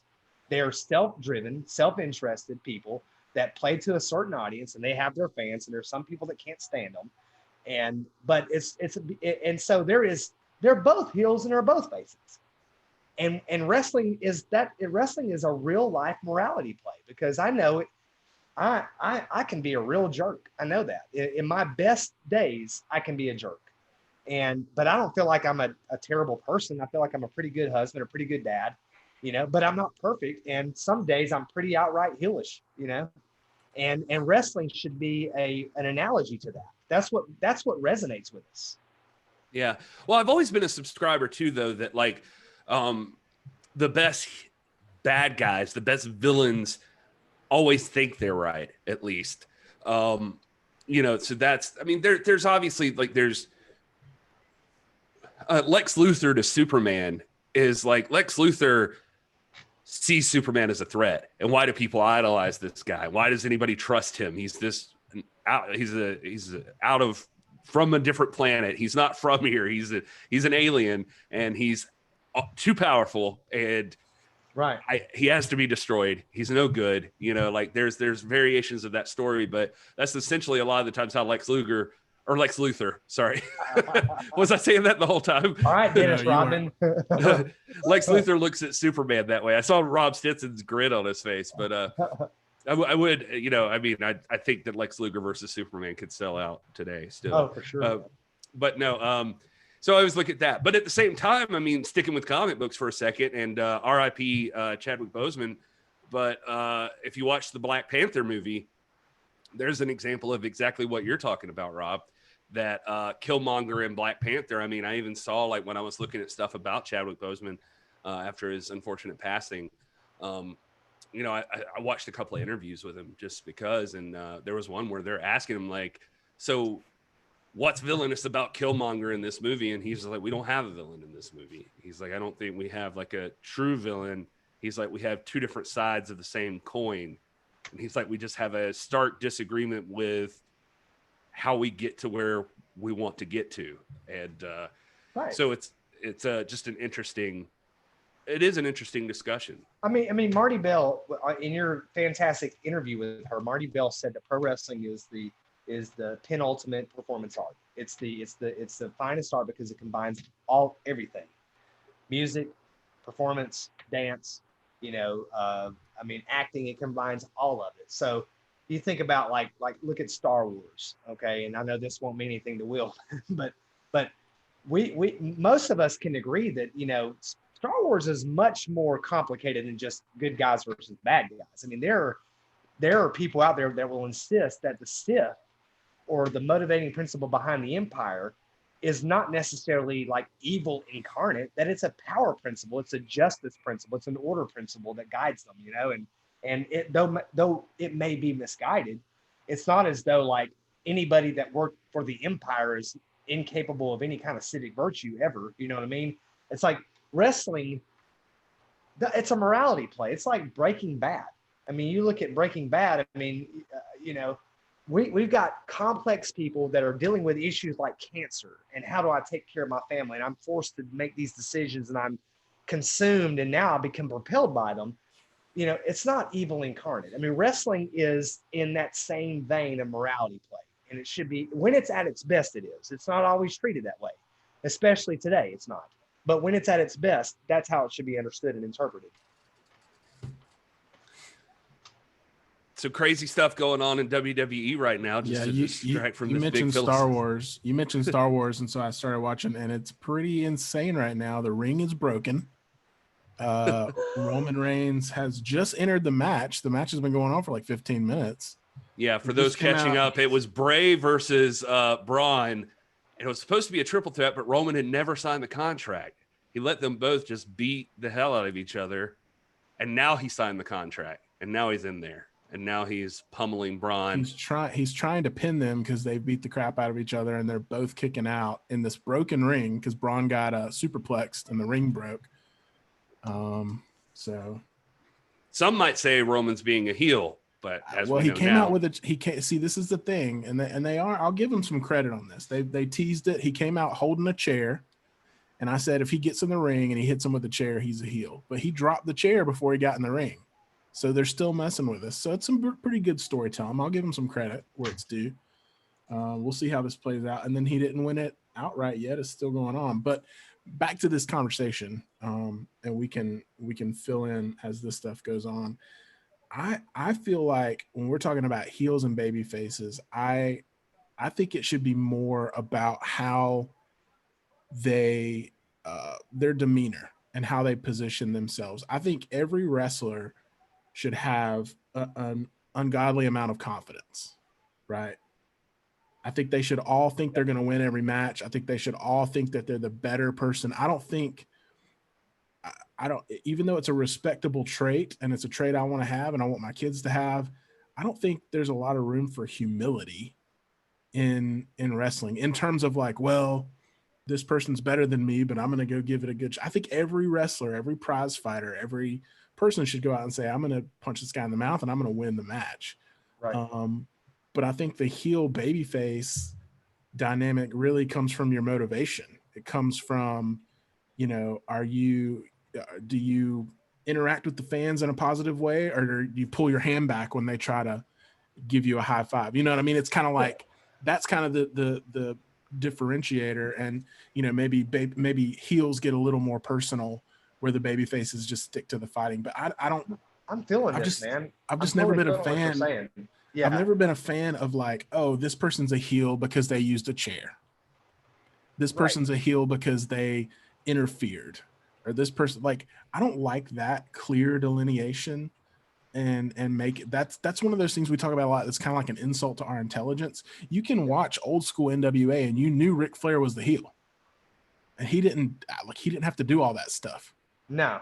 You just knew he was the heel, and you knew who the baby faces were. And I think that's the thing. It's that subtle art that is now lost that they can't pull off anymore.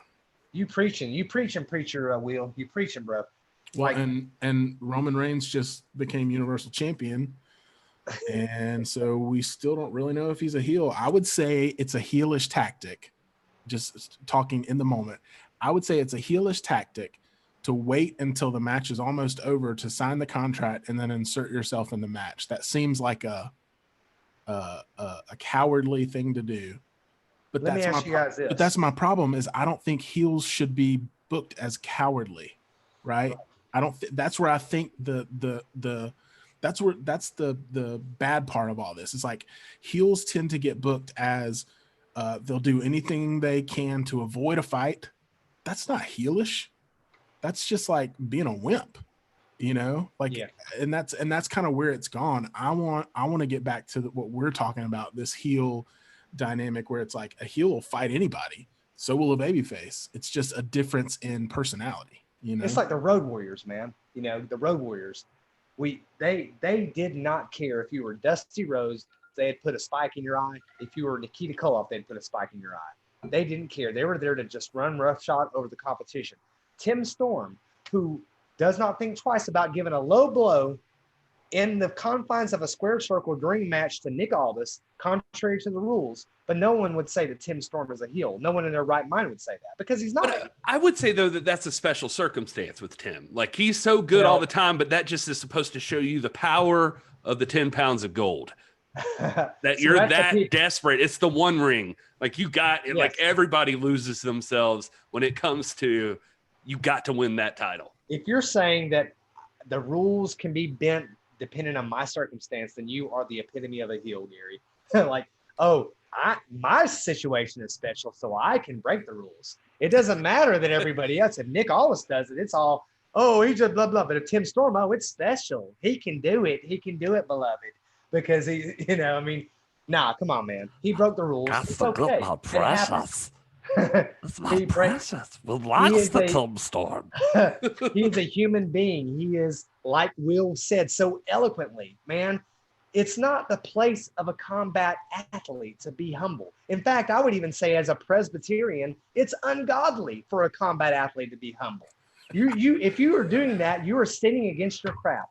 As a soldier in the United States Army, the greatest fighting force in the history of the world, trained to fight any enemy on today's modern battlefield, that was not the profession for kindness and humility.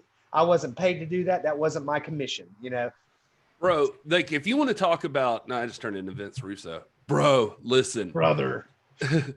No, but seriously, one of my biggest problems with wrestling, if you want to talk about that, is the lack of agency that wrestlers seem to have half the time these days. Like, and it's not on them. I mean, it's the way that the show is produced. But, like, can you imagine a world where, like, freaking Vince McMahon just pushes LeBron James around in the NBA and it's just like, you know, you're going out there alone tonight and you're taking on this whole team and blah, blah, blah, blah, blah. Or, you know, just any of the garbage that, like, the evil leader does. I guess what I'm trying to say is like, LeBron James is LeBron James, and LeBron James kind of dictates what LeBron James does. You know what I mean? When you are a big enough athlete and you are a big enough star, people might not like it, but you kind of run the show. Yeah. And, people typically think like a guy like Steph Curry. They think of him as like a very fan-friendly guy. He engages the fan. But then you look at it like, say, a Barry Bonds. We might look at Barry Bonds as in the mold of, again, a heel, because he's not one that ever really engaged the fans. He didn't like to talk to the media. but he's not evil incarnate. He's just a guy that's not his thing, man. You know, I mean, he's a human being and with his own passions and interests, and he doesn't want to be bothered by that. He didn't sign up for being a role model, you know, and he's just an athlete. And I think when wrestling is at its best, we have athletes competing and their personalities can come out. But what bugs me, and again, this is just my opinion, and the world is big enough for all these opinions for sure. But it just bugs me. It strips wrestling of credibility when people just go out there, like Will, you were saying several weeks ago, like, I just show up and I just randomly just hate this person for a month. And then I'm going to go on to hate the next person. Like, it's not realistic, guys. If you show up and say, hey, I have a beef with you because you got something I want, I believe that. I can buy into that. But just, blah, blah, blah, you know, doing the whole facial expressions and like, I just hate you. That's not real. It's not realistic to sit there at a paid autograph signing that you're being paid to be at, and for a 7-year-old kid to come up and you flip the bird to him. That is not realistic. Barry Bonds doesn't do that. People don't do that without getting punched by their dads, which is what I would have done. Is it realistic to think that there is a new form of martial arts called Mongrovian karate? Yes, it is, because Mongrovia is an analogy, Gary. It's an analogy for the Midnight Rider, for the Masked Superstar. It's an analogy for Parts Unknown. It is completely realistic. And first of all, you don't know that Christian Mark isn't a 10-degree black belt. So check yourself. Okay, I was just curious. You got my head bobbing, man. I'm like, look. First of all. Whoa. I was waiting for the high voice pitch. went up a pitch. Yes, no, it's a great point. And I hear that. I hear what you're saying, Gary. But I think that, again, that it's like what we were talking about maybe last week or the week before. I don't mind occasionally stripping believability as long as it serves the purpose of a swerve or the payoff is really, really good. You know, it's worth my time. And I do think that what they're doing with the question mark point A was incidental. It wasn't intended to happen in the first place. This was the NWA responding to its fans. But two, I think that they have taken it and have made it something that is an analogy to the typical or the prototypical masked wrestler from Parts Unknown. I think that's what they're doing. So it doesn't defy believability. Now, on Carney Land, where you're seeing all this legend telling about Mongrovia, sure, you know, it's fun, it's comical, but that's not what I'm seeing in the ring.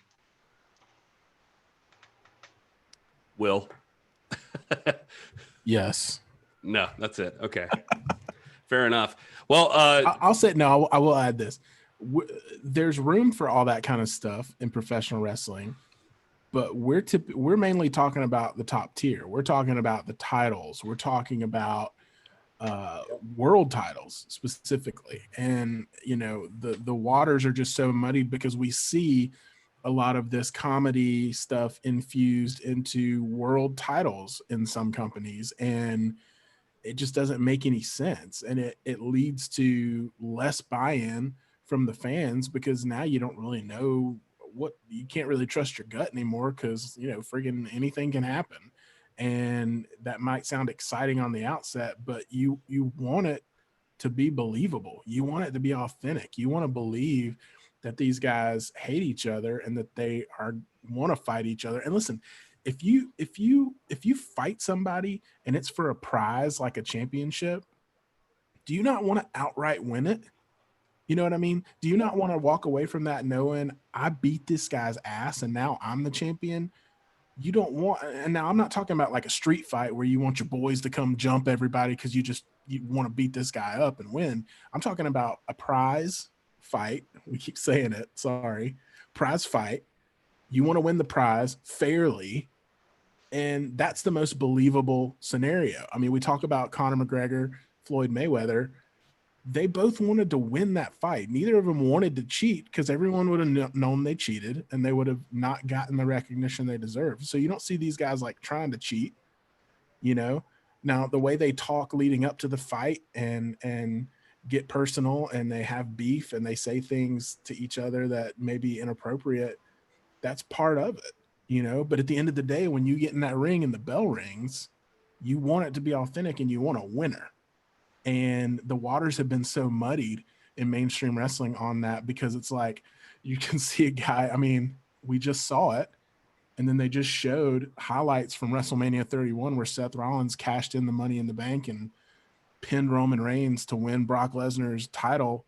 How do you justify that as something to be proud of? You know what I mean? Like, how does, and we're not dumb. We know this is all scripted and written and whatever, but like, if you want me to believe it, I want to see two guys go out there and nobody do something underhanded to get an advantage. And we've just been conditioned lately to think that's how it works, and it doesn't have to. And I think that's what the NWA is showing us. Hey, you can still do this in 2020.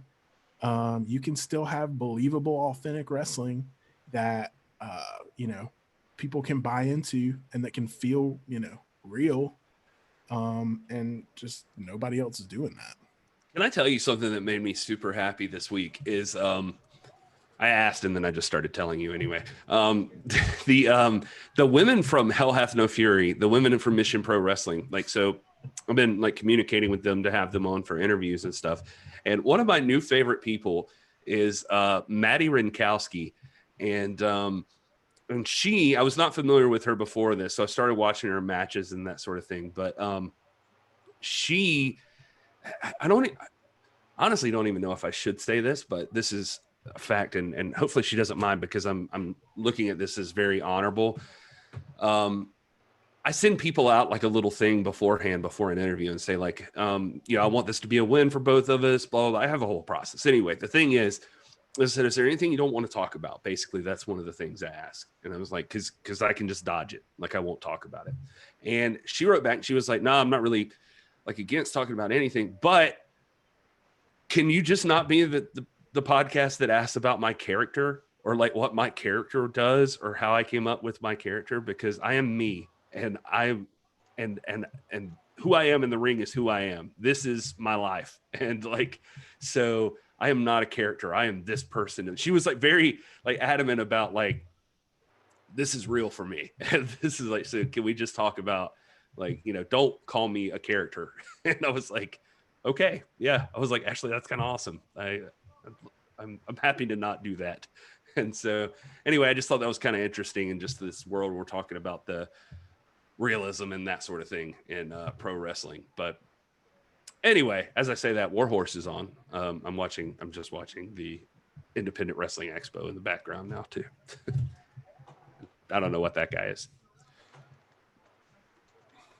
And so I pledge allegiance to the flag, the United States of America, to the republic which stands one nation under.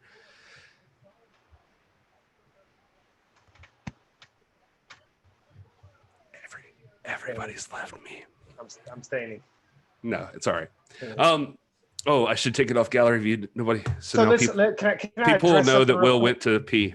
Yeah. He said he had to go number 2. Am I just? Oh, is that what it was? I wasn't supposed to say that. I wasn't supposed to say that. He's going to be so embarrassed. So we're talking about the rule about masked wrestlers challenging for the belt. And there is some confusion about this, and there's a lot of discussion around in some circles and some groups that I'm part of. There is an old rule, and I'm not 100% certain that it's still binding, although I do remember Joe Galley referencing this rule in Power. So I think that maybe under the Corgan incarnation that they're still kind of informally abiding by this. Otherwise, they wouldn't have referenced it. And that is the rule that a masked wrestler cannot challenge for the title. This goes back to a time when you won the belt, you had to put an escrow down on the title, and there's a famous story of the Midnight Rider defeating Ric Flair for the belt cleanly, and then having to either unmask or yield the belt back to Flair. And of course, famously, the Midnight Rider, who was obviously Dusty Rhodes, gives the belt back. Now that rule did go dormant long enough for Blue Demon to win the belt, and it was discarded for a while. That's Petra. Hey, come here. Hey. Hey. Daddy. Come here. Sorry, guys. Oh, gosh. Hashtag NWA fam. Hey, Petra. So, but they did reference this multiple times in Power about that rule. So I feel like that there are certain rules that were quirks or curiosities of the 80s that they more or less honor, like throwing being disqualified by throwing someone over the top rope, for instance. That was a rule. Then it was suspended under the Bill Watts days. Then it came back, and now the Corgan era, they referenced that again.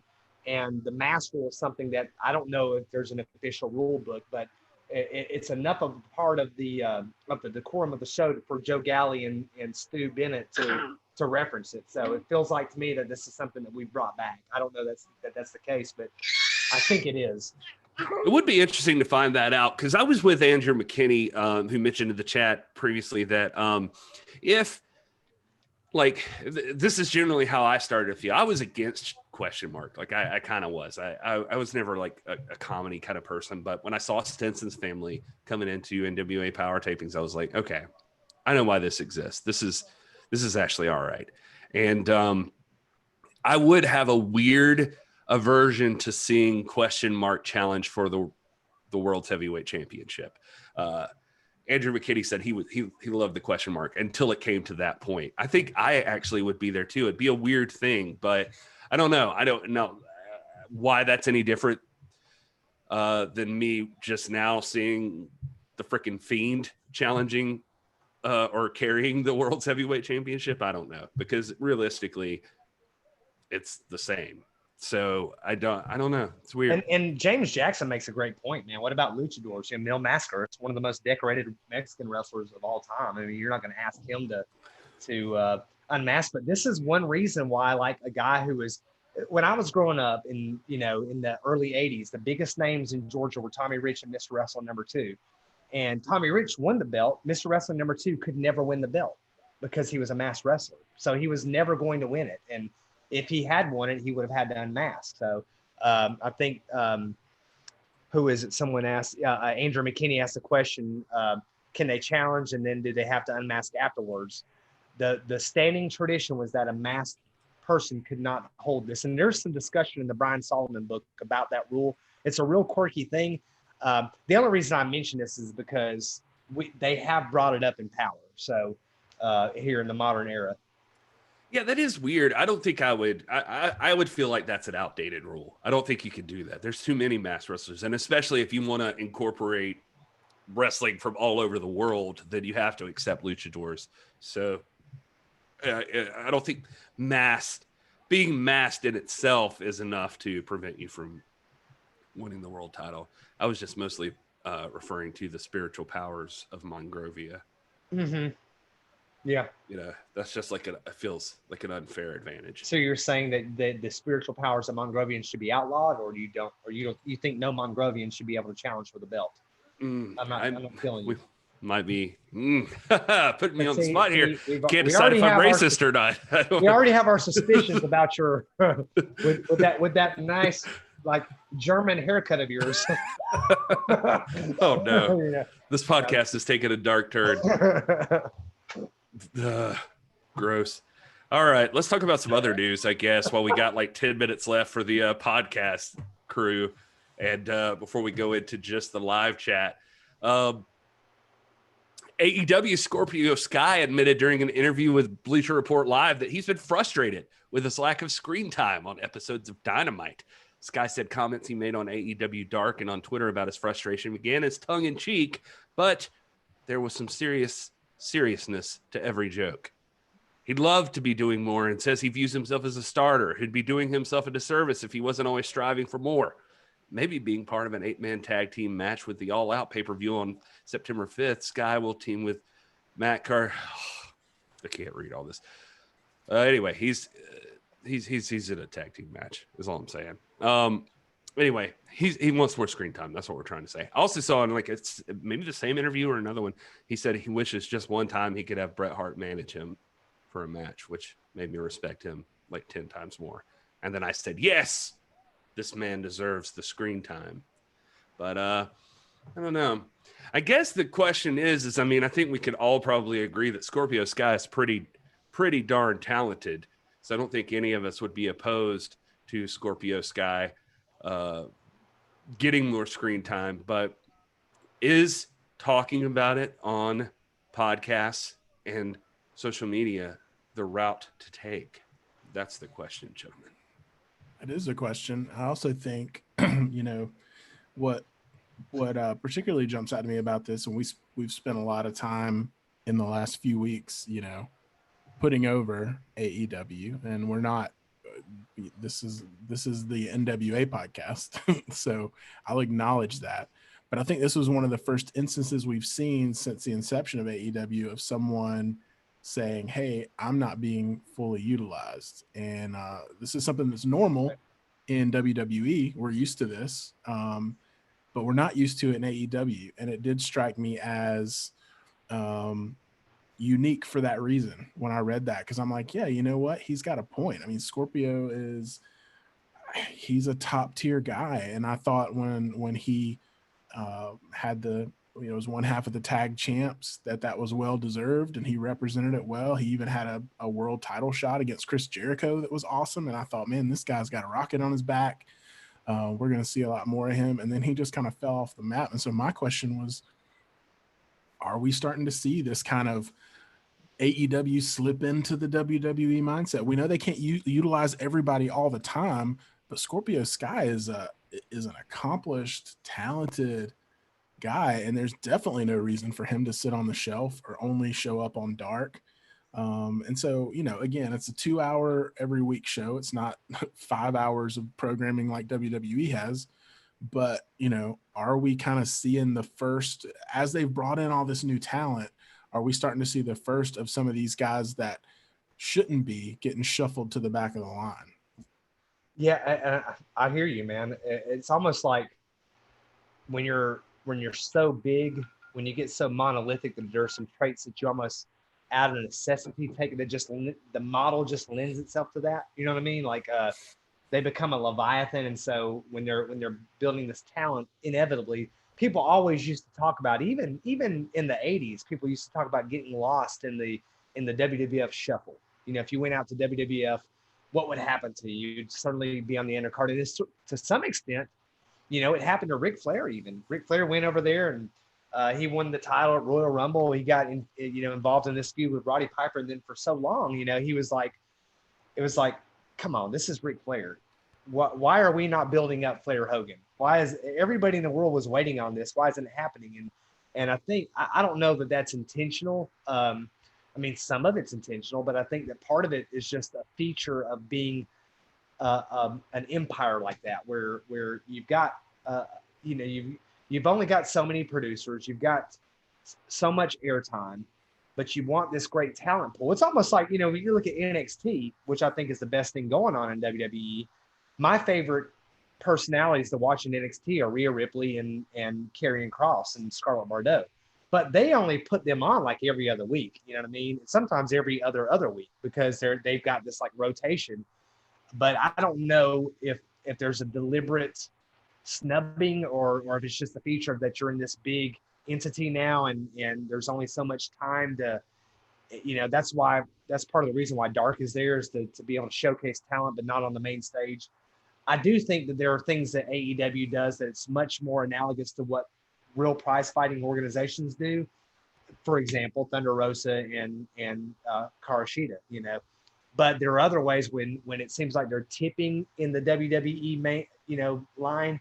But I almost think that's like, it's like it's almost like a necessity, like the model. They're so big, and almost like, it's going to happen.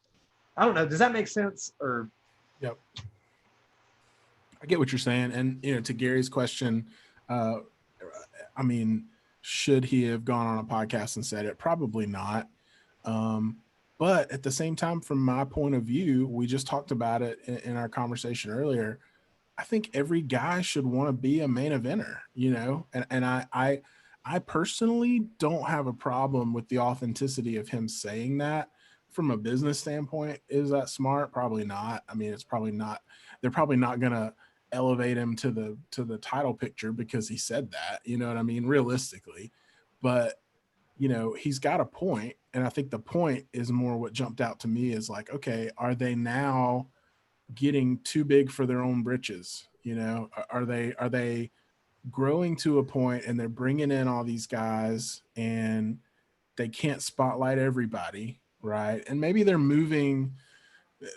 kind of experiencing their first kind of season change, because we know Cody has been written off TV for a little while, which is a big move. I mean, he's getting a well-deserved break, but they're going to put somebody else. It seems like the Dark Order is getting pushed now. So they're going to kind of step up into that top tier.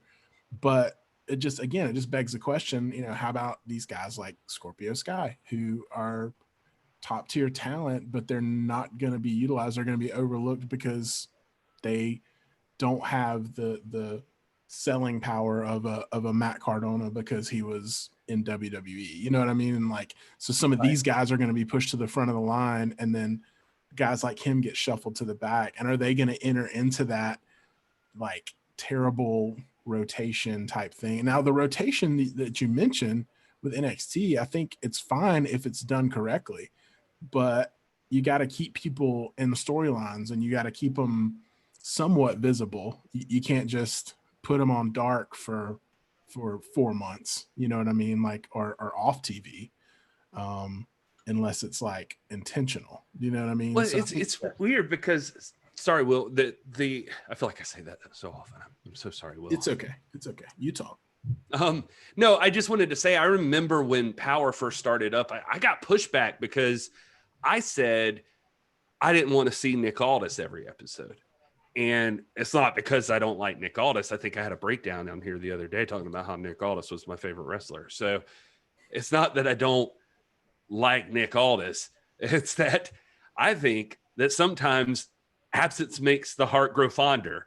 You get a little bit more excited. Like when Flair would travel around from territory to territory, it became a big deal when Flair came into your territory, right? And maybe that's just a different time or whatever, but it was like, if you don't see Aldis every episode, and I've kind of softened on it a little bit because they didn't use him in a match every episode, like how WWE was doing with their champions. Like you would see Aldis in his suit talking to somebody in an episode, but it was just like that thing I've said before, like how are we going to miss you if you never go away? It's this, when you see Roman Reigns every single night and he's doing the same crap over and over and over again, you just get kind of bored and you're like, he's not special anymore. And so it's like, how's it going to be a big deal? How's it going to be a big deal when you speak, if you speak every episode? Right. It's like psychology, guys. I mean, in this business, you got to use your head, your mind, and your intelligence. Ooh, and your brain. All three. You know what I mean? And no, you're right, man. I mean, it's like you don't serve up filet mignon every night. I mean, then, if every day is a sunny day, then what's special about a sunny day? I mean, you gotta, the championship match. I mean, there's a part of me that loves the Aldis Crusade, the notion of a champion. And that's good for a time. Like Flair did it during Bash 86. He went on this crusade. Aldis did it after winning the belt from Cody, I mean, after winning the belt the first time. Right after beating Tim Storm, he went on the crusade. Right. There's a time and a place for that. You can go on a promotional tour. I'm taking the belt on tour, but that's irregular. Normally, the belt should be defended sparingly against the most deserving opponents. And you should be a fighting champion, but being a fighting champion doesn't mean you're out there every Saturday, or on every Power episode. That demeans the title, it degrades the title. It's not. It is contrary to the whole notion of a prize fight. A prize fight should have build up. It should have storytelling, like Will's always talking about. You have to build the narrative. I mean, and that's not just wrestling. That's not just like writing the script and writing. This is like in real prize fighting. How many times did Floyd Mayweather fight in a year? Yeah. How many times did Mike Tyson fight in a year? How many times did a UFC pay-per-view open up with Conor McGregor walking out at the top of the ramp and it's like, I hate you, yes. Jorge Masvidal, and I'm going to take you down. I can't wait to get my hands on you. You're such a piece of crap. And then Dana White walks out. It's like, wait a minute, guys.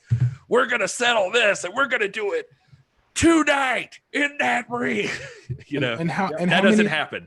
And how many times do they win a big fight and then immediately go, okay, now I want this guy? No, you relish in the victory, you soak it in, and then the next feud comes up organically. Like it doesn't, or somebody's there to challenge you in the audience. Something. They walk out on the ramp and they look at you and they go, and you look back and you're like, oh, there it is. There's the next match. It doesn't happen that way. And other than, if you don't do it, why should you even have a top 10 list? Why even have contenders if you're not going to treat it like contenders? Like, you work your way up the rank, you earn a shot. You don't just get a shot, because Aldis told us the other night when he was explaining his rationale behind the Bennett challenge. And he said, look, you should be a worthy challenger. And in my estimation, this is a man who, in light of the circumstances, I estimate him to be a worthy challenger. And so I'm going to grant him this shot. And now we've got weeks to tell this story. We're going to be writing about Bennett. We're going to be helping to tell this story, which is, going to be a very important match. But this is still 2 weeks off. It's not going to happen on Monday or Tuesday or every week. Rob, do you mean to tell me that it shouldn't be the case that a title, like a universal title, should change hands twice in 7 days? You don't think that's believable? Because it just happened. It shouldn't change twice in 700 days, bruh. Hey. Oh man, I'm not sure how we even got off on that track, but with the initial thing being like I guess I think I walked into it because of like also what Will was talking about with going back to the Scorpio Sky thing is like, you have a big roster and rotating. So you guys were having that conversation that, I don't know. I feel like I give AEW still, I know it's probably people are going to hate me for this, but I give them still the benefit of the doubt. They're kind of feeling things out. Cause I don't feel like at the beginning, and I wasn't watching as regularly as I have been these past few weeks, but Kenny Omega wasn't on every show then, and Cody wasn't on every show, and they felt like they were trying to do a rotation thing. Now it feels like you see them more often, but Mox is not fighting every week or anything, and so I don't know. Maybe they just got to figure out a way to rotate their talent more. I could see Scorpio Sky getting a little frustrated if he came in and they were the very first AEW tag team champions and now they've just kind of disappeared off the scene. That would be, I could imagine being frustrated. And now I guess it's part of the modern age and it's not just relegated to wrestling, that you talk about it on a radio interview or something like that you're annoyed or something. So, that's just the way of the world. Anyway, I didn't mean to go off on a tangent there. Via Fightful, WWE Executive Director Bruce Pritchard prefers the simpler times of WWE, only having 4 major pay-per-view events per year. Nowadays, WWE runs at least 1 pay-per-view every month, and sometimes they even run 2 pay-per-views in consecutive weeks. No. As a result, stories move on. When did they? Oh, right, today. Oh, today. Yeah, that was. As a result, stories move a lot faster than they used to in the early 1990s when Hulkamania ruled WWE. Speaking on the most recent episode of the Something to Wrestle With podcast, Bruce Pritchard, who now oversees the direction of both Monday Night Raw and Friday Night SmackDown as WWE Executive Director, revealed that he misses the old format of quarterly pay-per-view events. When asked by Conrad Thompson if he prefers the old style, Pritchard would say that it was a simpler time and that scheduled allowed for stories to be digested easier by the audience. Quote, it was all syndicated TV, so you saw it in your local market at different times throughout the week, usually on a Saturday morning or a Saturday afternoon or a Sunday morning.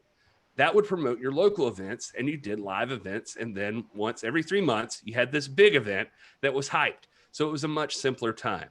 It was a time when you could take your time in telling the story and allow things to develop and allow people to get behind something, really get invested in it versus, hey, this is going to happen. Bam, that's why it happened. Bam, there it is. Hope you liked it. Bam, here's what's next. It was a simpler time, and I think stories were allowed to play out longer, and that they were probably a little easier to understand, and everyone got it because it wasn't so fast. That was a lot of convolution. I apologize. I was reading that for the first time, the exact quote. But I myself, personally, I do miss fewer pay-per-views. I think I've always missed fewer pay-per-views back when. Guys, I don't know about you, but there was a time period where, and I know this just is part of old age or something, but there was a time period where I could tell you who held every title, like the lineage of that title in WWF. Like I could tell you everybody who won it, when, what show, all of that stuff. And there were 4 pay-per-views, and it was SummerSlam, Survivor Series, Royal Rumble, WrestleMania, and I knew what the main event of everyone from every year was. And yes, I didn't have a girlfriend, and but anyway, that happened. But anyway, what are you guys' thoughts on this? I think we learned 2 things from this, or several things from this quote. Bruce Pritchard, we don't talk about him a lot. I'm just kidding. We talk about him a lot. But we've learned that the man who runs the 2 biggest wrestling shows in the world, if you want to talk about viewership, apparently has no pull in the big picture strategy of the company, because if that's what he prefers, that's the opposite of what they're doing as a business strategy. And so we've learned that he's got very little pull, which is kind of crazy. But we've also learned that he has a very, very different outlook than one of his top stars, which is Seth Rollins, who we talked about a few weeks ago, that said people don't have a long attention spans. You got to give them quick storylines and this and that and this and that. Like, obviously he thinks differently, but he's not producing that kind of content. So it's really weird. Like, you guys feeling what I'm saying? Like, he's coming out there saying something that sounds like something we would say, but then he's turning around and producing content that's the opposite of that. So does he just not have any pull? Is he just phoning it in and doing whatever the boss tells him? Probably. That's probably the answer. But I think, Gary, back to what you were saying, I think like back in the 90s, which was such a hot time for wrestling, but you had Raw, SmackDown, Thunder, and Nitro. You had, and they were all 3-hour shows apiece. So you're talking about, you had almost as much wrestling as you had NWA Podcast. And that's a lot, dude. That's a lot of wrestling, saying a lot. I mean, it was like almost too much. And then on top of that, you had other, it's just like, there can be too much, So there was a time when you had, when pay-per-views to me were meaningful, it was like the Great American Bash, Starrcade. Those were 2 big ones. And later on, they added in like Halloween Havoc and Spring Stampede or something like that. Then the WWF had WrestleMania, SummerSlam, Royal Rumble, and those were the big ones. And they all, they were all important, And then eventually it was like every month you had something. Now it's like every month you got a bunch from just the WWE, and it's like too much, man. It's like, come on, guys. Yeah, it's always just this like lack of planning. I mean, there's the idea in the chat that like people are talking about. What was it? Andrew McKinney saying, I can't stand the concept of wrestlers coming to work every Monday to find out if they have a match. When have you seen an NFL team just show up just in case they might have an opponent for a game? Yeah, I've heard stories that in the back, even Triple H got frowned at for mentioning this, that he actually said that to Vince or somebody one day, where they were like, and then this guy's going to come out and he's going to challenge him, and they're saying, well, you're doing it tonight. And he's just like, what was your main event going to be? Did you not advertise anything?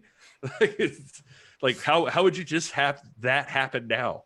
and it's just really convenient too, to like, you got a 3-hour show going on, and half of the show is people just coming out and matches being made on the fly. It's like, what were you gonna do for 3? Like, thank God that this organically happened, or else you would have just had like dead air.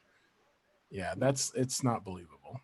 Yeah, it's pretty messed up. While we're on the subject of Pritchard, just to get it out of the way, I guess, let's scroll back up to some other news here real quick that we saw, that Aldis on the Battleground podcast recently insinuated that Pritchard is purposely burying his wife, Mickie James. Okay, they're saying this, but here's what happened. We listened to it. It was basically the guy says, like, everybody was excited to see Mickie James come back, and everybody's kind of disappointed at what happened. It was kind of anticlimactic, and so just we wouldn't tie it exactly to anything going on with you and blah blah blah. But Aldis essentially said, and this is actually a quote, so not essentially, he said, "You're not suggesting that the executive director of a public traded company would be so petty as to devalue one of his own assets just to get revenge over a response to a feud that he started himself, do you?"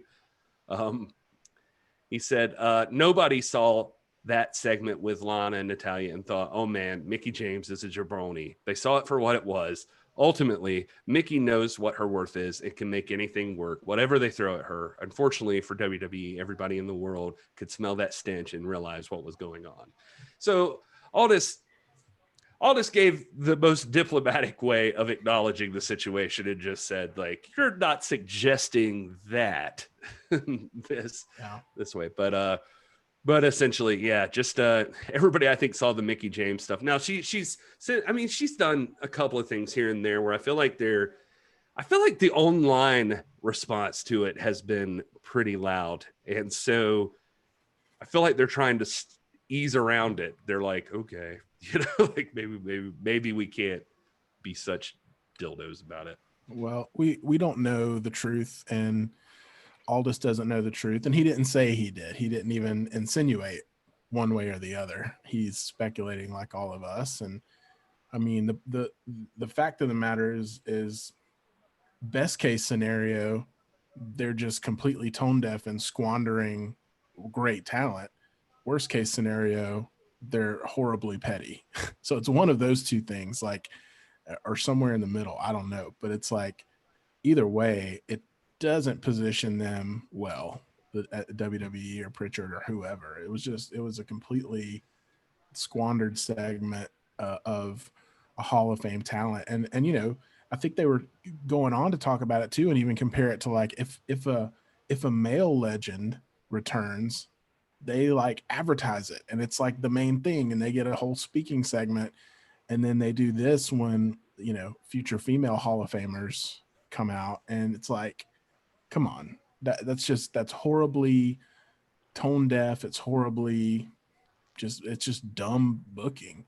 And so either he was being petty, which is stupid, or they're just completely immune to good booking, which is also terrible. Well, Will, I wish I could tell you I've watched the show and know for sure, but I don't know. If it was only Mickie, I think it would be easy to say it's petty. But the show has a lot of logical flaws. So that's what I'm saying. That's why we can't say for sure that it was him being petty. It could just be them on par with being idiots like they normally are. So who knows? Yeah. Oh man. Anyway, that's about the last thing. It's just, can we bury WWE for one more second though, and just say too that we didn't bring it up earlier because Brian Rosa was in here and we didn't want to talk about WWE the whole time. But I did see this stuff about the Amway deal that they got, the Amway Center deal, and they're paying like $200K to rent the place. And essentially, long story short, you can look at the numbers, and the numbers are ridiculous for WWE. It is like super cheap. They posted a huge profit. They're getting this place for a huge discount, and they still laid off 20 plus people in the middle of a pandemic. They're just it's tough, man. It's tough to like them sometimes. That's the problem. It's the evil empire. They're out to make money. And listen, making money is not a bad thing, but if you do it at the expense of humanity, but it's not. But here's the thing, though. Here's where I get hung up. They're not even doing this at the expense of people's jobs or things like that, and then giving us a stellar product. Like, they're doing this and then they're giving us a shitty product. Like, there's like no good coming out of it other than the bottom line, the profitability. So like, really, they're just making it clear we're here for the stockholders, and that is it. So if you're a fan of our company and you want good stories and stuff like that, sorry, we're here for the stockholders, and you just got to take what you can get. And that's where it goes off the rails for me. Let's take it one step further real quick before we wrap up the podcast portion. Matt Cardona was where was he just recently? I think this was on Fightful. You sent me this, Will. Said, if you thought that WWE would co-opt major wrestling figure podcasts like I did, Matt Cardona says he learned his lesson from his vlog 10 years ago when he realized if you use WWE IP, they automatically own it. When he started his figure podcast with Brian Myers, they decided to do it all on their own. That way they would always own it. They saw other people doing shows and podcasts and decided they would give it a go. However, they had pitched web shows and WWE network shows, and WWE didn't want to do any of them. So that makes it sound like to me that like back when Zack Ryder was making himself relevant, the WWE decided that they owned Zack Ryder stuff. I did not realize this, but yeah, if you use WWE IP, apparently they just automatically own everything. Their pettiness knows no bounds. Nope. Anyway, all right. Well, on that note, guys, we're getting excited. We got a lot more stuff coming up. I think this week we're going to learn a lot more about UWN Primetime Live. We're starting to see the events roll out, or the matches roll out, the card build up. We still got Mission Pro Wrestling, guys. If you haven't checked it out, September 18th, that's on a Friday. Hell Hath No Fury. Rob Stinson's going to be there live. We're going to be doing coverage all day of that event. We're going to be on top of it, but we're excited. There's going to be a lot of matches, and there's going to be interviews starting to come out here pretty soon that have been able to talk to a lot of the ladies from that show, and I'm excited about that. Every time you hear from one, you're just like, okay, I like her. I hope she wins. The next one, you're like, oh, I hope that one wins, and I hope this one wins. And it's fun, man. These are some cool people, and they're trying to make a dent in history here. They're actually trying to do something, and I think they're going to be successful. And I hope you guys will check it out on the Title Match Network. If you haven't already looked into them, you can join up with them, and you'll be able to see this event live. Not in person like Rob Stinson will be lucky enough to, but close enough. Well, actually, Tanya will be in person. I'll be in the shed outside. Brian Rose has told me I'm not going to be in. Evidently, I look unhealthy, quote unquote. But Tanya will be in at ringside. I'll be back out back, but he's bringing me vodkas and cranberries. So and he'll have a screen there for me to see two of the most dynamic women in the world, and I'm talking about Lindsay Snow, the American Kaiju, and Thunder Rosa, the Real World Champ. So I will be there, at least in the proximity of the building. Tanya, my lovely wife, will be inside.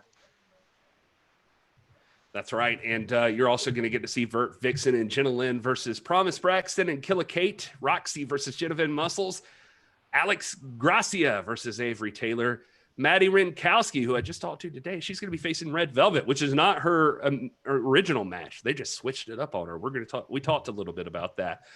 She was facing Baby D, and now that has changed. Red Velvet was just on AEW Dark, I think, this past week. And you get to see Elena Black and Rachel Rose, La Rosa Negra against All Elite Wrestling's Big Swole. So it's going to be a heck of a card. You guys got to check it out.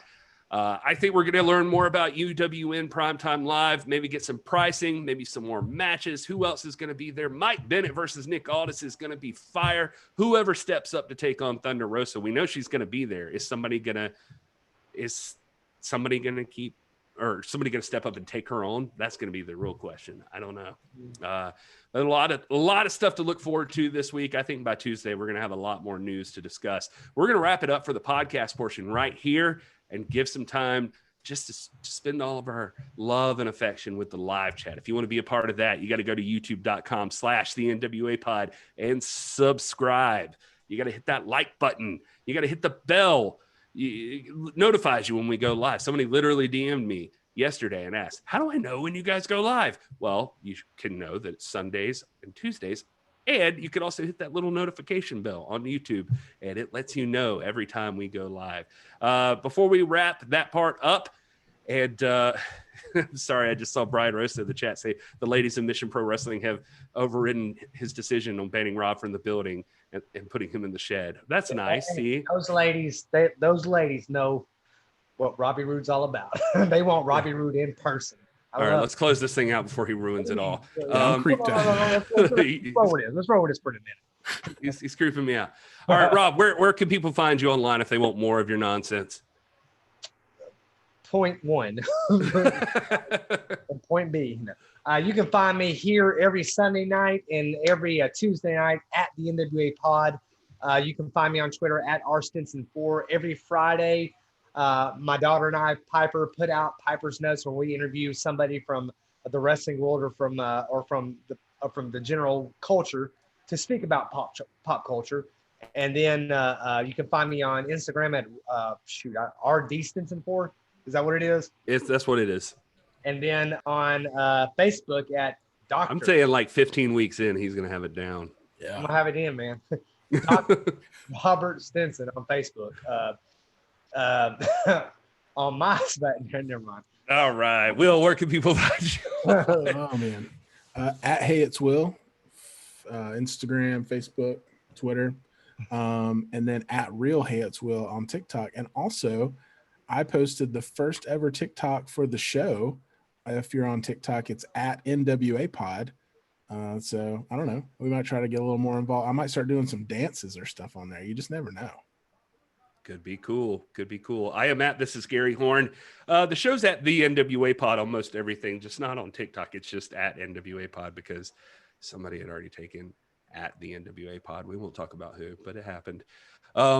Anyway, so all of that out of the way, please tune in with us Tuesday for the live show if you can. If you're listening on the podcast portion, we are still grateful for you doing that. Please give us 5 stars if you feel generous over on iTunes. That helps us get in front of more people. Make sure you check out Mission Pro Wrestling Hell Hath No Fury. We're going to keep hammering that in. UWN Primetime Live, September 15th. Hell Hath No Fury, September 18th. That's going to be a hell of a week. You got to get in on this. That's going to be, it's like WrestleMania week right there. That's what you got to do. You got to go check those things out. And we're going to hang out with the live chat now. So we're going to say goodbye to you. Oh, Brian Rosa did clarify in the chat that the women overrode the decision to have you in the shed outside because they prefer you just watch from your hotel room. And so, man, you know what? Let me tell you something. Let me tell you something. Let me tell you some secrets about the ladies of Mission Pro. Anyway, all right. And so anyway, for everybody listening on the podcast, we are grateful for you. Enjoy your gravy cake. All right, that's it for the ladies that listen. It's only ladies. Yeah. All right. Who in the chat right now is getting Mission Pro Wrestling? Are you watching Hell Hath No Fury? You have to watch Hell Hath No Fury. It's part of the deal. Friday night. We're all going to do it. Watch party. Go ahead, man. No, that was it. That's all I wanted to say. I just really wanted to hammer it in that people need to be watching Mission Pro Wrestling. I took a bump the other night at the AWF. Ooh. Is that really where that's from? Yes. Why do you ever feel like Rob has this whole secret life he never tells us about? Like we hear about AWF. I'm sure he does. I'm sure he does. About it and y'all make fun of me. Nobody made fun of you. You're making fun of me. I watched that first episode of AWF. I was into it. We got one episode on the YouTube. We need everybody in this chat to go over there to the AWF viral page, like, subscribe, and message them and say, we want this stuff on our channel. Speaking of things we want on our channel, it's manscaped.com. Use the promo code NWA Pod to get 20% off and free shipping. Wrestling with the MMA, I appreciate you so much for reminding me of those, but it's more helpful during the podcast portion of the show, like during the main part. Now it's just like all of the stragglers, we're all hanging out, like smoking cigarettes outside the back of the venue now, and nobody cares anymore. So speaking of stragglers, if you don't want stragglers, head on over to That's pretty good. I like that. Will's one of the most clever people that I know, man. You don't. Ryan Rosa, tell everybody what the match is you're most looking forward to out of Hell Hath No Fury. So I'm interested. Yeah. Also, Thunder told me I would have trouble like nailing down all these people. She's not wrong. I did hit a roadblock finally, and I was just like, all right. But for the most part, we're getting them in. We're getting them in. Are we going to do the Manscaped promo? Shut your mouth. I mean, you didn't do it. Shut your mouth. You didn't do it. I feel like we might lose a sponsor unless you do it better. Rob, you of all people cannot be concerned about us losing sponsors. I love Andrew McKinney in the chat, hanging out smoking, and some dude walks up and says, "Hey, you want a manscape?" You're getting it. That's what our after party is like. Hey, dude, if you want to, like, you want to meet me up in the bathroom, I got some manscape stuff. Like, we trim the balls.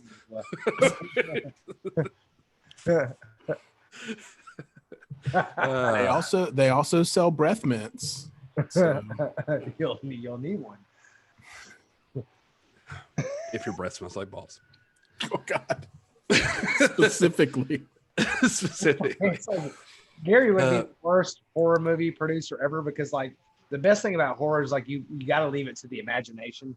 He just want to show it, like unless your breath smells like balls. It's like, come on, dude, we got it. We got the point, man. That was the whole. But you had to say it. Mm-hmm. Yeah, you'd be great working at WWE. Just really lay it out. Leaving nothing to the imagination, no subtlety. Whatever. Here man. I am in my own personal office, private office, and yet I don't recognize the people filming me on this phone call. Yeah. Hey, man. Yeah. Hey. That's always the one that drives me nuts on WWE is like when they're just filming somebody and they're just standing there and they're just like, "Oh, hey." And they like take a phone call and it's like, did you know somebody was calling that person? Or did they pull the camera crew in and they were like, I think I might get a phone call in the next like 3 or 4 minutes and just stand here and film me. Or if I was on WWE television right now, this is how I would be on the podcast. I'm with you, man. But then I'm like, at our show, This is how I watch TV. we do the same. Like if this was a TV screen behind me and I really wanted to know what was going on, that's how the WWE screen. Oh, wait, no. Just- How can oh, I see what she's doing there. Okay. Enjoy it. we do the same thing though, man? Like I'm with you. I hate that. But then I'm like, on our show, we did the exact same thing. Let me see if I can pull this clip up that we just filmed for. Y'all keep talking while I'm doing. All right, this. well, I'm going to keep talking. Brian Rosa says it is Elena Black versus Rachel Rose. I like that one. I've talked to Elena Black, Brian, and she was great. Have not I'll give you a spoiler for that interview. I started off and I was like, she's into, like, she does special effects makeup and stuff. So like, I was like, man, I got to ask her about this stuff. And one of her favorite shows is Supernatural, which is one of my favorite shows. So I started off telling her this exact story. I was like, man, I was talking to my wife about you. And I was like, oh, I got to go do this interview and blah, blah, blah. And she's just like, well, are you ready to talk to her? And I was like, yeah, man. She's like into Supernatural. She's in like horror effects makeup, like blah, blah. I was like, she's easy. This is going to be great. She's like, please, God, do not say she's easy to her. And I was like, and I said, I told that whole story. And then I was like, now I've done it. And now I have done it right here on this interview with you. She's like, well, that is the best way anybody's ever started an interview, I guess, by telling me I'm easy. So I'm nothing if not awkward. That's all I say. But I'm working on Rachel Rose. That would be great. But yeah, Thunder Rosa versus Lindsay Snow. Come on. Who doesn't want that? That's. So I'm going to share this clip. This clip is from season 2 of AWF Viral. And this is like an example of what we really hate in wrestling. And here I am doing it. Let me try to share my screen here. All right. I just gave you permission to share your screen. I don't need your permission, bro. Boom. That just happens. You Okay. actually do need his permission. You do need it. Well, that's your opinion. I could assure you. He can That's all mute good. you right now. You I know like what? it. Brian Rosa said we should do our own version of Thunderdome and have the listeners in the background. That would be awesome. You know what, man? Y'all lost y'all's privileges. Reacting to what we say. I'm not doing it. Never mind. Nothing's wrong with smoking cigarettes outside the back of a venue, Ryan. I'm just saying that's what it feels like this is. And I only know that because I've done it in my lifetime. So I know exactly what I'm talking about. That's what it feels like. We're like the people that just hung out after the show and we're just all standing in the alleyway. Like, just whatever. Are you sharing your screen or not? Like, what the hell's happening? I have to it says I got to download it, man. I ain't got time for that. None of us have time for that. Well, at least you got Wrestling with the MMA, who says AWF viral is awesome. And Wrestling with the MMA is an intelligent guy, mostly.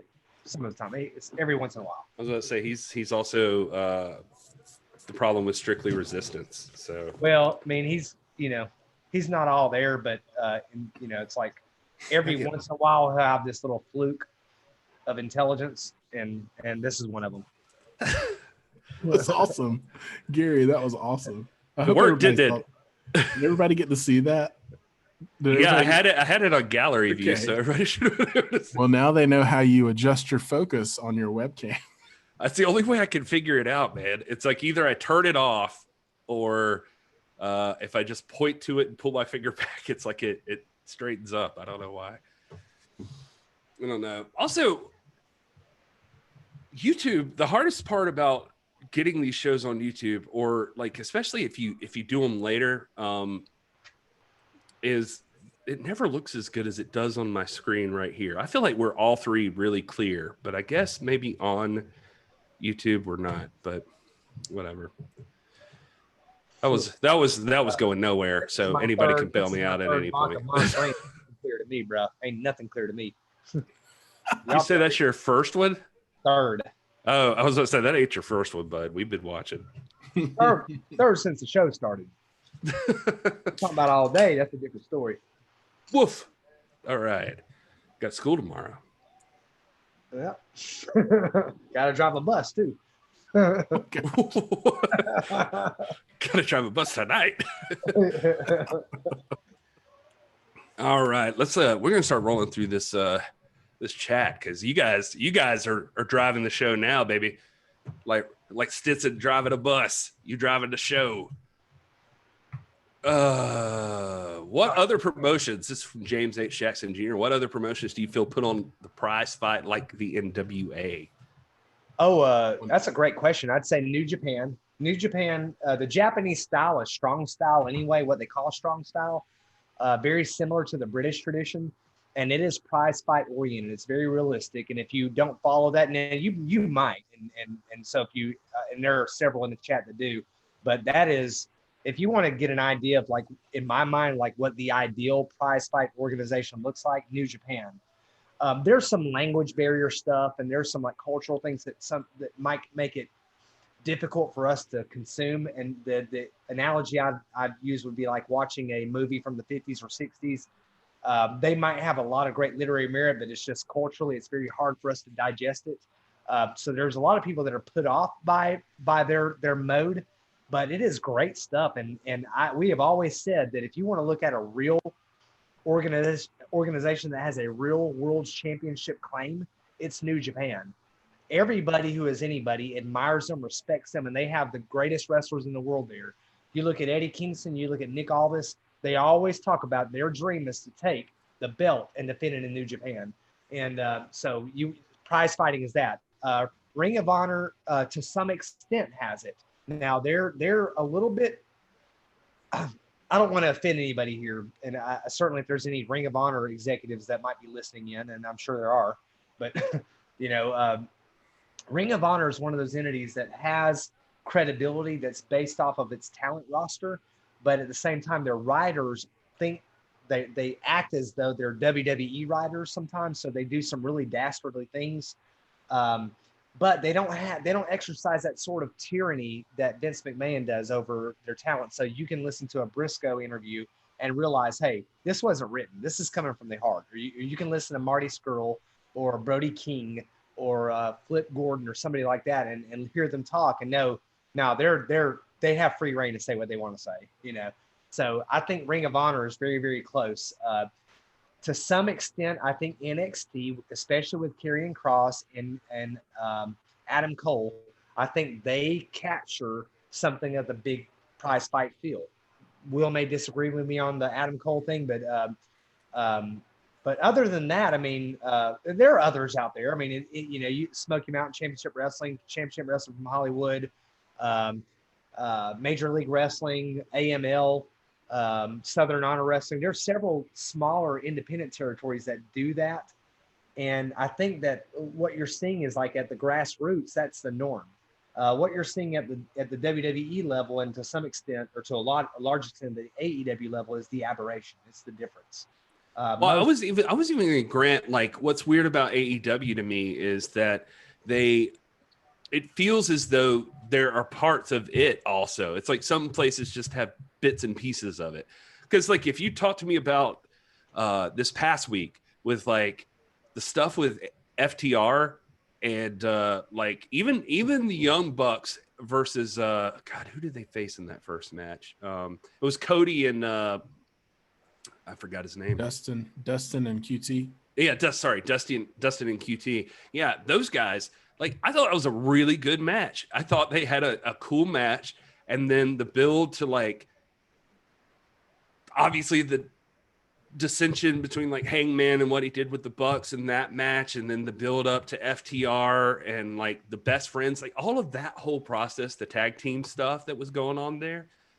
I feel like FTR going into face Hangman and Omega feels like a fight. Like, it feels good. Like, I think that that's going to be a good match. And eventually, like, the FTR versus the Young Bucks. I feel like there's, and I know it sounds crazy because I'm talking about the Young Bucks in this situation here, but I'm saying, like, there's enough real, like, you feel like real tension between FTR and the Young Bucks being two completely different styles of teams and two different philosophies of how tag team wrestling works, that I don't know. I really want to see those two teams fight. Like, I just want to see it happen. And I feel like the stuff with, like, Cody and the TNT title made it feel like a nice, like, prize fight every single time. Like, Cody welcomed somebody in to face off for it. So there's hints of it here and there. So anyway,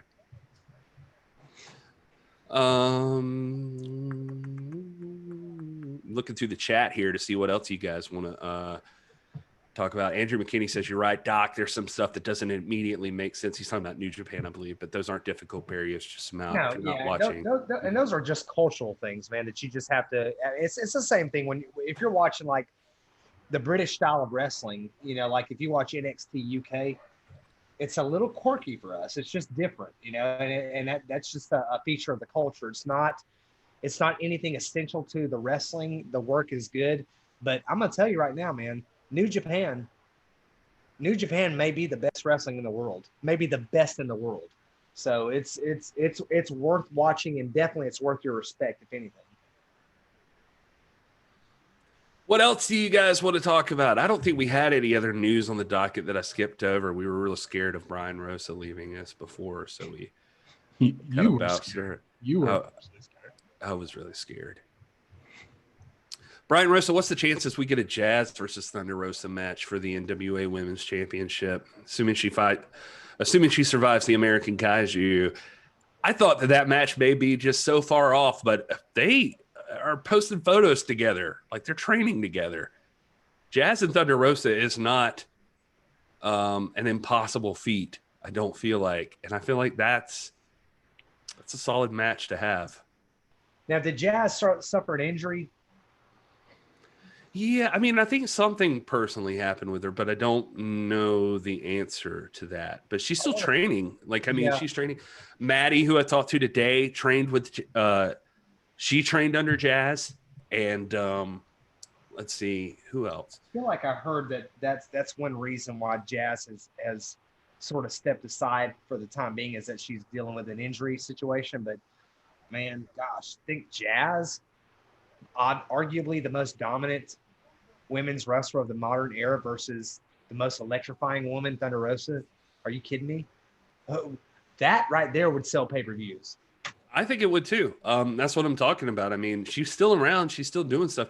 The ladies from Mission Pro, it seems like most of them, and I don't know this for a fact. I haven't researched everybody, but a lot of them seem to have Jazz and Booker T. Like, those are their. Now there's Coach Marvel. Maddie talked about I forget what his name was. I apologize. I've heard his name come up a few times, but Marvel. But like Booker T's School Reality of Wrestling and Jazz is teaching at Hybrid. A lot of these ladies seem to be coming from those schools, and that's kind of cool. But I remember I was talking to you'll hear in the conversation with Maddie when that interview comes out. We talk about her very first, like her debut match is having to face Jazz and her wanting to throw up beforehand. And then just the intimidation of being in the ring and people chanting Jazz is going to kill you. And and she's thinking, yeah, probably. And I think, correct me if I'm wrong, Gary, but I think I read somewhere that Lindsay Snow has done some training at Hybrid under Jazz, and so I almost like through a second order effect there. You might you have Jazz personified in Lindsay Snow when she takes on Thunder Rosa. So that's a good point. And Brian says in the chat that Jazz is concentrating on training the women. So. She's not training at Hybrid any longer. Okay, so that's interesting. He also says if AEW and Impact swap their women's division, AEW would be the best show by far. Impact men's division is a snooze fest. Yeah. AEW's just, I feel like they've just had crap luck with their women's division. Like everybody just keeps getting injured. I think Britt Baker came back this week, but like her being out and I'm sure Front Row will kill me, but Chris Statlander, her going out. Yeah, it's just like everybody they bring in to try to like beef it up a little bit keeps getting injured. Swole's there now, but yeah, you got Big Swole, you got Penelope Ford. I wonder why the Bunny isn't wrestling.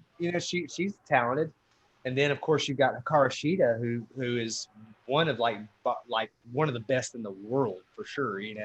Yeah, absolutely. She does great. What happened to their first champion? Her name just slipped my mind too. The girl that beat Nia in the finals for the first time. AEW Women's Champ. Yeah, the little girl, man. Riho. God help me. Yeah. Why couldn't I remember her name? But yeah, I wonder where she's at lately. Maybe she's her too. Good question, man. Now that you mentioned it, it's like she lost that title, and I haven't seen her since. Yeah, and Nia's still there, so there's that. But and they just signed Anna Jay. Yeah, I saw that Front Row. She's with the Dark Order. And Riho is in Japan, so that's what's going on. I bet she can't even get in here, says Brian. So apparently Jazz has started her own school with Rodney Mack, so they're doing their own thing. That's cool. What about Rhea Ripley, man? Hey, Rhea Ripley's good, dude. Like, I love that girl, man.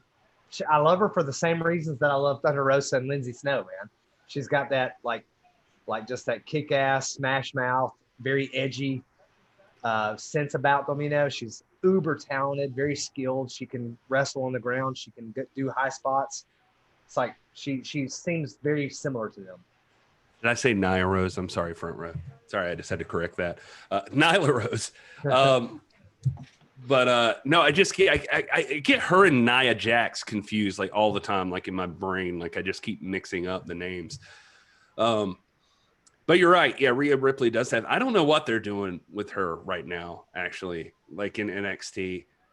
Hey, let me give props to NXT where I can. I think that this upcoming week where they've got Gargano and Ciampa and Adam Cole and who's the fourth guy?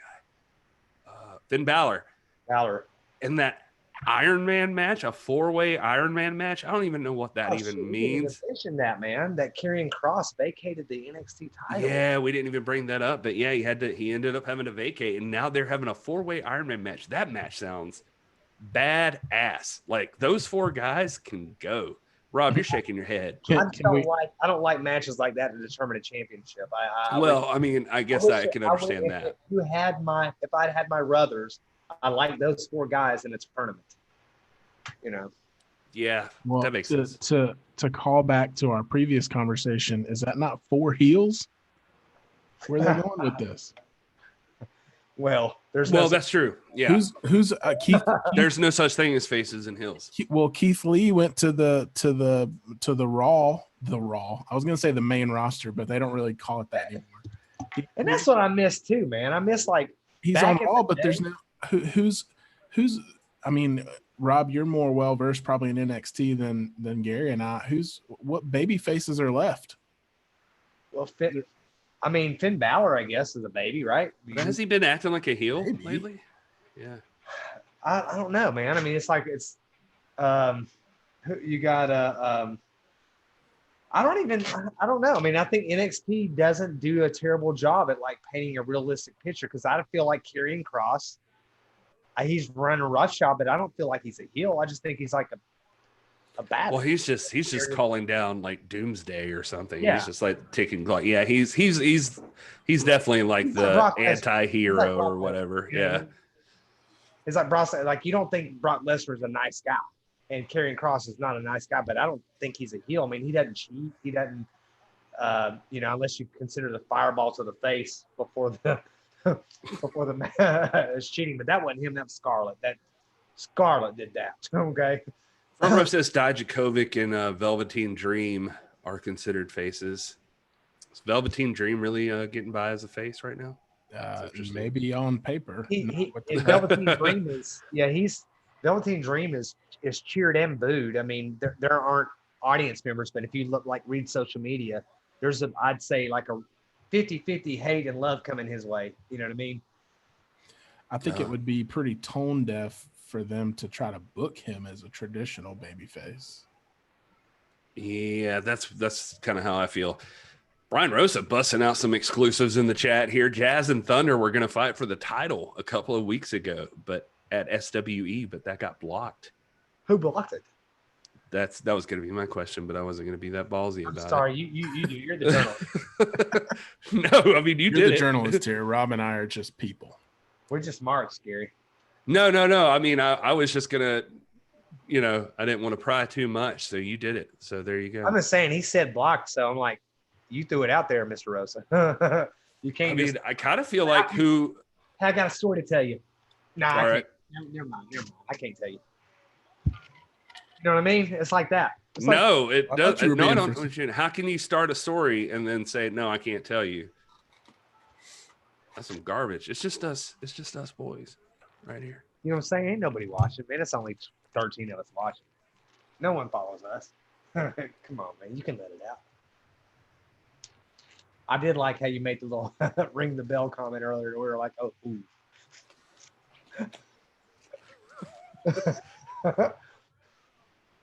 Oh.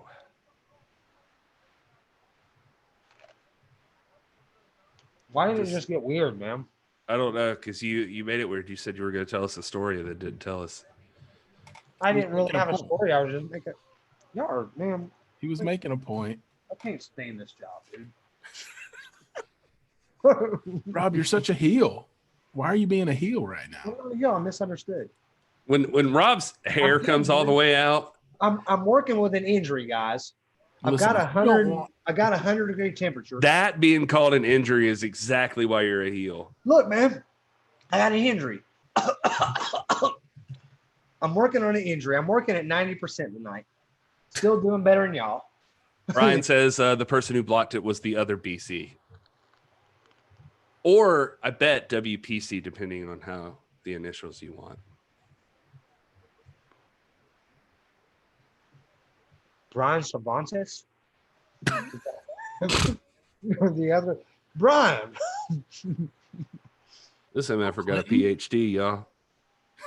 Bill Clinton blocked it? God, that's insane. Brian Cervantes blocked it.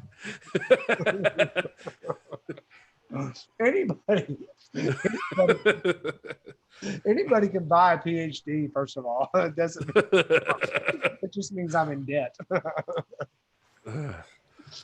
Although my dissertation was the bomb. It's on the... What? Andrew says, I am the Mr. McMahon to your Stone Cold, Doc. Who said That's what Andrew McKinney said. I love it, man. I love it. I hate that. What does that mean? What am I doing? No, he's right. He's right. Yeah, he's right. Thank you. What did I do?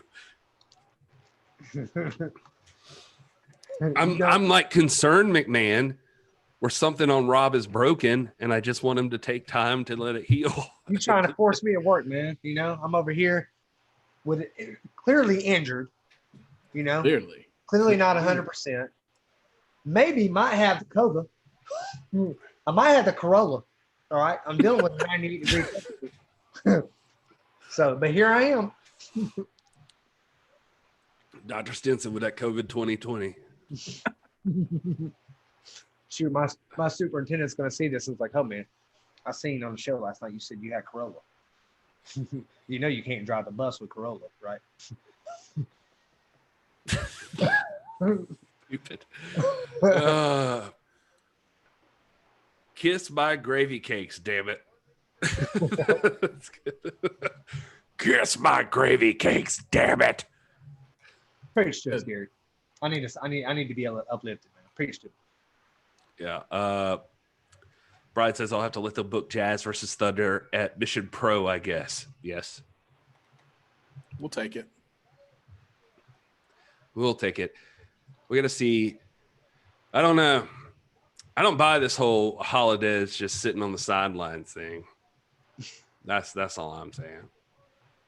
Holiday don't sit on the sidelines for nobody. Look at Holiday. She ready to whoop somebody. Yeah, but she's also a professional, Gary, and she's there to cover this in a journalistic fashion.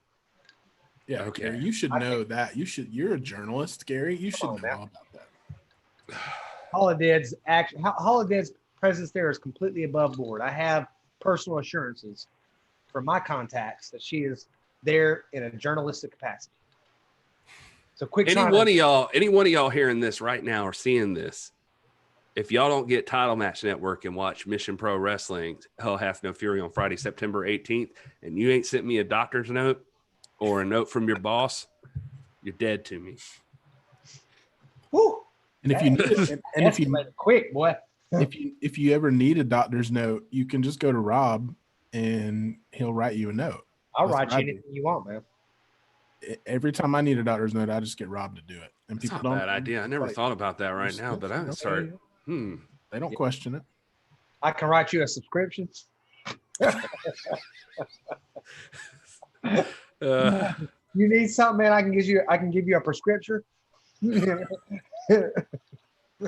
Brian says maybe book Holiday versus Camille. That would be awesome. You know, the other thing is like I was wondering, like I thought like Thunder, like you guys are cool with like Allison and Marty, right? I wonder if any chances those guys show up at some point on Mission. Can I say this, man? No, I'd rather you didn't. Let's be Rob. In our Patreon, and Front Row was in there with me the other day when he was talking about Randy Orton and this and that. And correct me if I'm wrong, Front Row. No. It wasn't the Patreon. It was on our exclusive, I think. It was one or the other, where the champ said that there are only a handful of people under contract, and he said Thunder Rosa, himself, and Camille, and that's it. I mean, I believe it. So why wouldn't we like Camille? I thought Eli was, or maybe he's. I think Eli is too. I think he is too. Aldous didn't bring that up, but my point of this is like, and Allison Kay. I think she is too. But really? Why says Allison Kay versus Tessa in a death match? Yeah. So my question is this: there was all this fanfare over Camille for good reason, but don't you think Camille should have to go through a Holiday first, or somebody like that, or an Allison Kay before she just walks in? Just because she's tough, and just because she, made the promo doesn't mean that she immediately rockets to number one contendership. You know what I mean? Oh yeah, no, not at all. Like who said that? Camille don't get a title shot yet. A lot of people asking for it. No, it ain't time. It ain't time, baby. You got to build to that. I'm just saying a lot of people asking for it. They asking. Nation Show, keep that stuff out of the chat. Nah, keep it going on, Nation Show. I need the morale boost, man. Thank you. He don't need no morale boost. He can't even hold himself up straight now. I'm over here in the whiskey. I've been there. I know what it's like. That's Whiskey Gary right there. Hey, what's up, everybody? We got to change up our drinking game because the current one is getting Rob too lit. Dang, is La Rosa Negra the same one from the Tessa story? Holy crap. I just pieced that together. I'm sorry. It just like clicked in my brain. You didn't know that, dude? I really didn't. So I'm the idiot. I'm sorry. I'm the asshole now. I didn't get it until right now. Anyway. Wrestling with MMA says he gets Camille gets a shot anytime she wants because she's with that hack group. I'm here. Listen, wrestling with the MMA, my friend. I'm here trying to set the record straight and say that as a representative, as a fan, as a proponent, as an advocate, if you will, of Strictly Business, Camille will work her way up to a shot, but she hasn't done so yet. So you can ask anybody that was around me anytime when NWA Power, like first set of tapings, I said Thunder Rosa and Camille are going to main event a pay-per-view. I said it. I swear to God, I said it.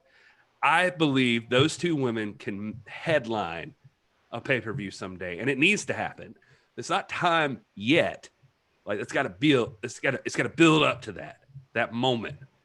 But those two ladies, they're gonna make some money one day soon. Hopefully for themselves and the company. Brian Russell says Camille graduated from wrestling school yet. She's in steady wrestling school, man. She's over there with Tom, like at TNT and Crimson and all those people. let me tell you something right now. The Phillies, if they get this call, I'm freaking done with baseball. Sorry. Go ahead. Continue. I don't believe that. No. I've heard that before. This call right here, I'm done with baseball. Mm-mm.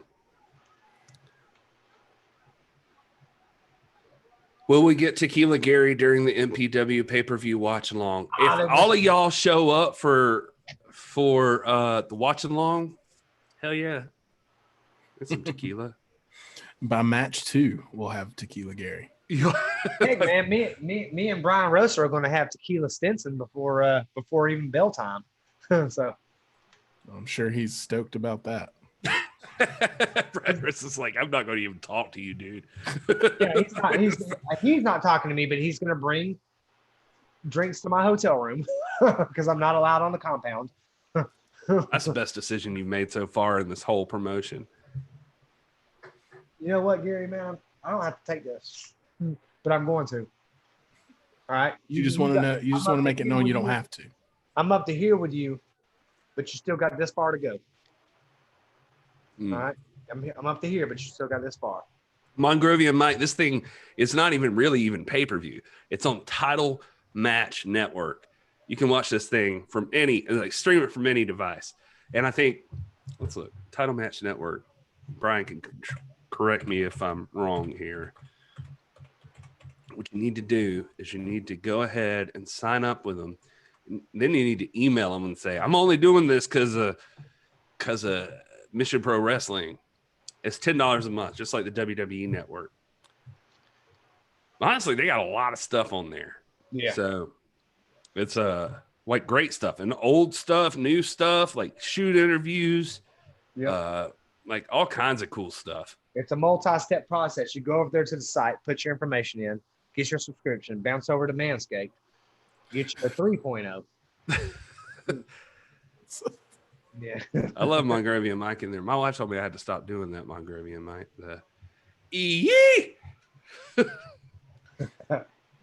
Or I would do or you. Remember when it used to be back when you were working with Rotella, you used to do the kerfuffle thing? Yeah, the kerfluffle. It was like a whole every kerfluffle. time you do that, and then it's like kerfluffle. I was like, that's silly. Thanks, buddy. I'm not really sure where we're going with that. Okay. I remember being a fan, man, and in the chats, I chatted. This is when I fell in love with Gary, man. Oh, because I am in love with Gary. I commented on the chat. You and Rotella were talking about something, and I said, "Man, that would be a kerfluffle." And you commented, "This guy gets it." And I was like, I'm in. And that was when you decided I'm gonna take over his show. And he did. I'm gonna work my way in, and then I'm gonna slowly take over. Spoiler: Rob just told you why we can't have at the NWA Pod on TikTok. Basically, somebody else. Yeah. Somebody else has it. Oh, I got you. Rob's real proud of his wound. He keeps, notice that he keeps like, he never gets that close to the camera, but now suddenly he's like way up in the camera. You see, all tonight my bandana was like this. The whole night it was like, hold on, it was like this. It was like, Dude, I've seen some of those thumbnails that YouTube automatically takes, and it's been like when I've had my like knit cap on or whatever, and it's just like this side thing, and it's just like me like, yeah. and it's like a bushwhacker who can't put on his hat straight.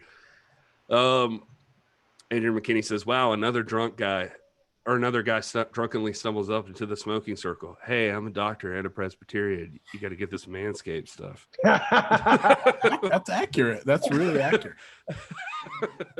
I love Andrew McKinney, man. I love that guy. Oh man, Willie Bowen made it into the party. What's up, He Willie? did. What's up, Willie? NWA fan for life. Yes, sir. Yes, sir. Yes, sir. We got to wrap it up here in a few minutes. We'll got to go to bed. Willie showed up, so we got to go. No, that's like, I'm saying, I'm just putting it out there into the ether right now that we got to go soon because I don't want to just like cancel it out right this second. Willie just showed up. I don't want to just be like, now let's go. And, hey, everybody, I feel guilty. Here. Let's bounce. do y'all ever get the, like, for some reason this thing still says we're live when we're not live at like midnight or something? Yeah. I'll get like a text message on my phone be like, you guys are still live? So I try to upload Piper's notes like earlier in the week, and so I can deal with the copyright strike and put our fair use, complaint in and all that, or a claim in. And Tuesday I went to upload it, and our Sunday show was still live. I was like, dude, we're getting hella view hours right now from somebody. I was like, Well, no, what sucks is it doesn't just like keep replaying it or anything. It like gives them like the last 5 minutes of the show where it's like nonsense like this. And then they can't go back and they can't do anything else. It's like you can watch like 5 minutes of it and then it ends. And then it just still says we're live. And if you click back on it, it's the same 5. It's like we're stuck in time. It's super weird. 12 to 10, top of the night. Sorry.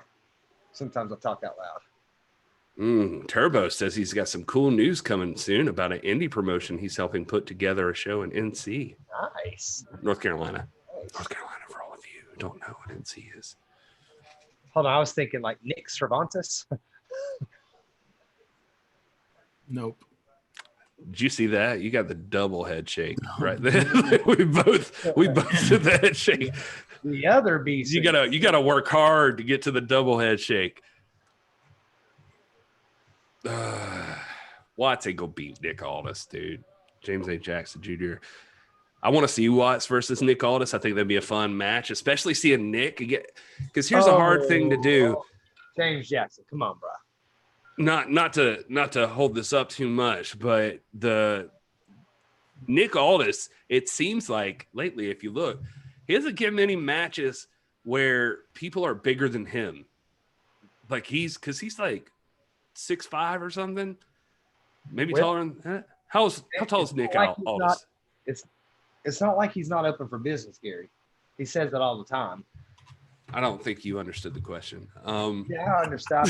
Nor was he listening. He's handpicking his opponents. I'm just gonna Google it real quick. You sound like wrestling with MMA right now. And as a journalist, 6'4". He's 6'4". So anyway, most times when you see him, like he's the tallest person. In like all these matches, Skrull, Flip, Cody. He was the bigger dude. Aldis is always the bigger dude, generally. So like Watts, how tall is he?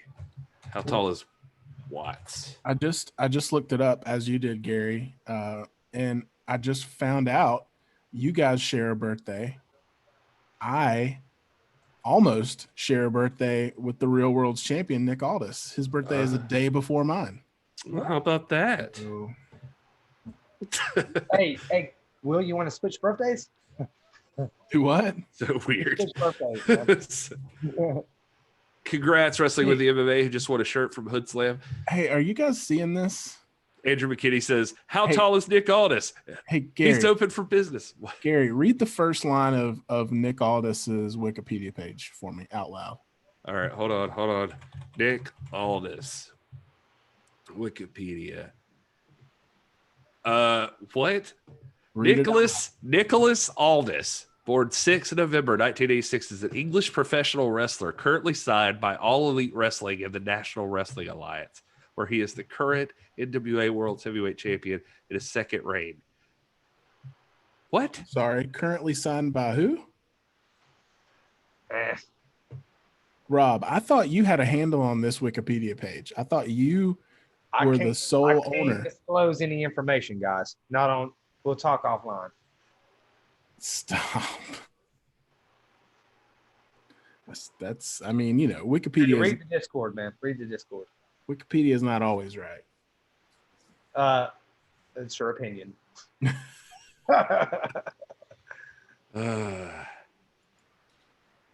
gonna mark here. I'm gonna mark this thing up and be like, what the F? Anyway, that's weird, man. Yeah. I mean, I don't imagine anybody in no damn. They don't know. They don't know nothing. They don't know nothing. That's why I tell people all the time, y'all need to quit doing this whole technology thing. Is that why? You can't point to one good thing that's ever happened on account of technology. Yeah. It's all bad. One good thing. No one in the history of the world has ever benefited from technology.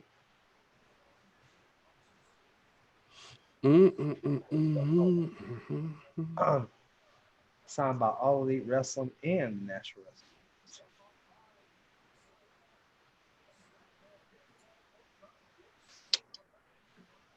Hold on now. Wikipedia is a hell of a drug. Man, I tell you what, you get dragged down into a rabbit hole.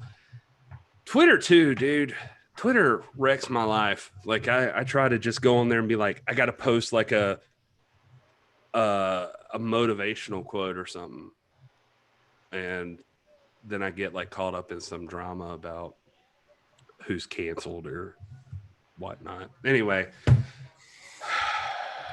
All right. Well, we'll investigate. We'll get to the bottom of this Wikipedia scandal. It's true. Until then, though, we got to get going, guys. It's already 10 after. We're just having a good time. We're just being like Rob's looking like he's Doc Brown from Back to the Future. I know. Plus I'm injured, you guys. You know, my gosh. We'll see what I'm listed day to day right now. We'll see what happens on Tuesday.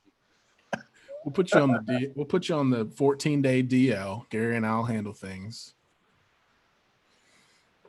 Can confirm BS, just so. I mean, obviously, but that's just funny. I don't know. I just shot out a message into the ether, and then I got back. Did you just seriously message me about my Wikipedia page? So into the ether it went, and so I had to respond with, well, not seriously. But anyway. I just can't wait for November when we get to have the Nick Aldis / Hey It's Will birthday bash. I'll see if he wants to have a party with me, or we could just have like a big joint party. He can host it. Hold on now. Let's go back to the whole Back to the Future thing, man. Like, you talking about this right here? Guys, Raven says that the NWA is shutting down. What?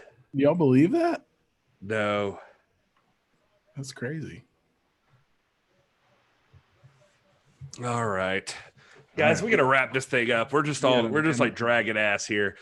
Wrestling with the MMA is closing us out. He's like, nope, Stinson's too far gone. Will's just like tired. Gary's not even paying attention anymore. Wrestling with the MMA is like in the chat, like, thanks for hanging out, everybody. He's like,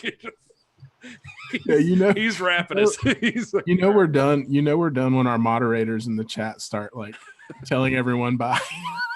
All right.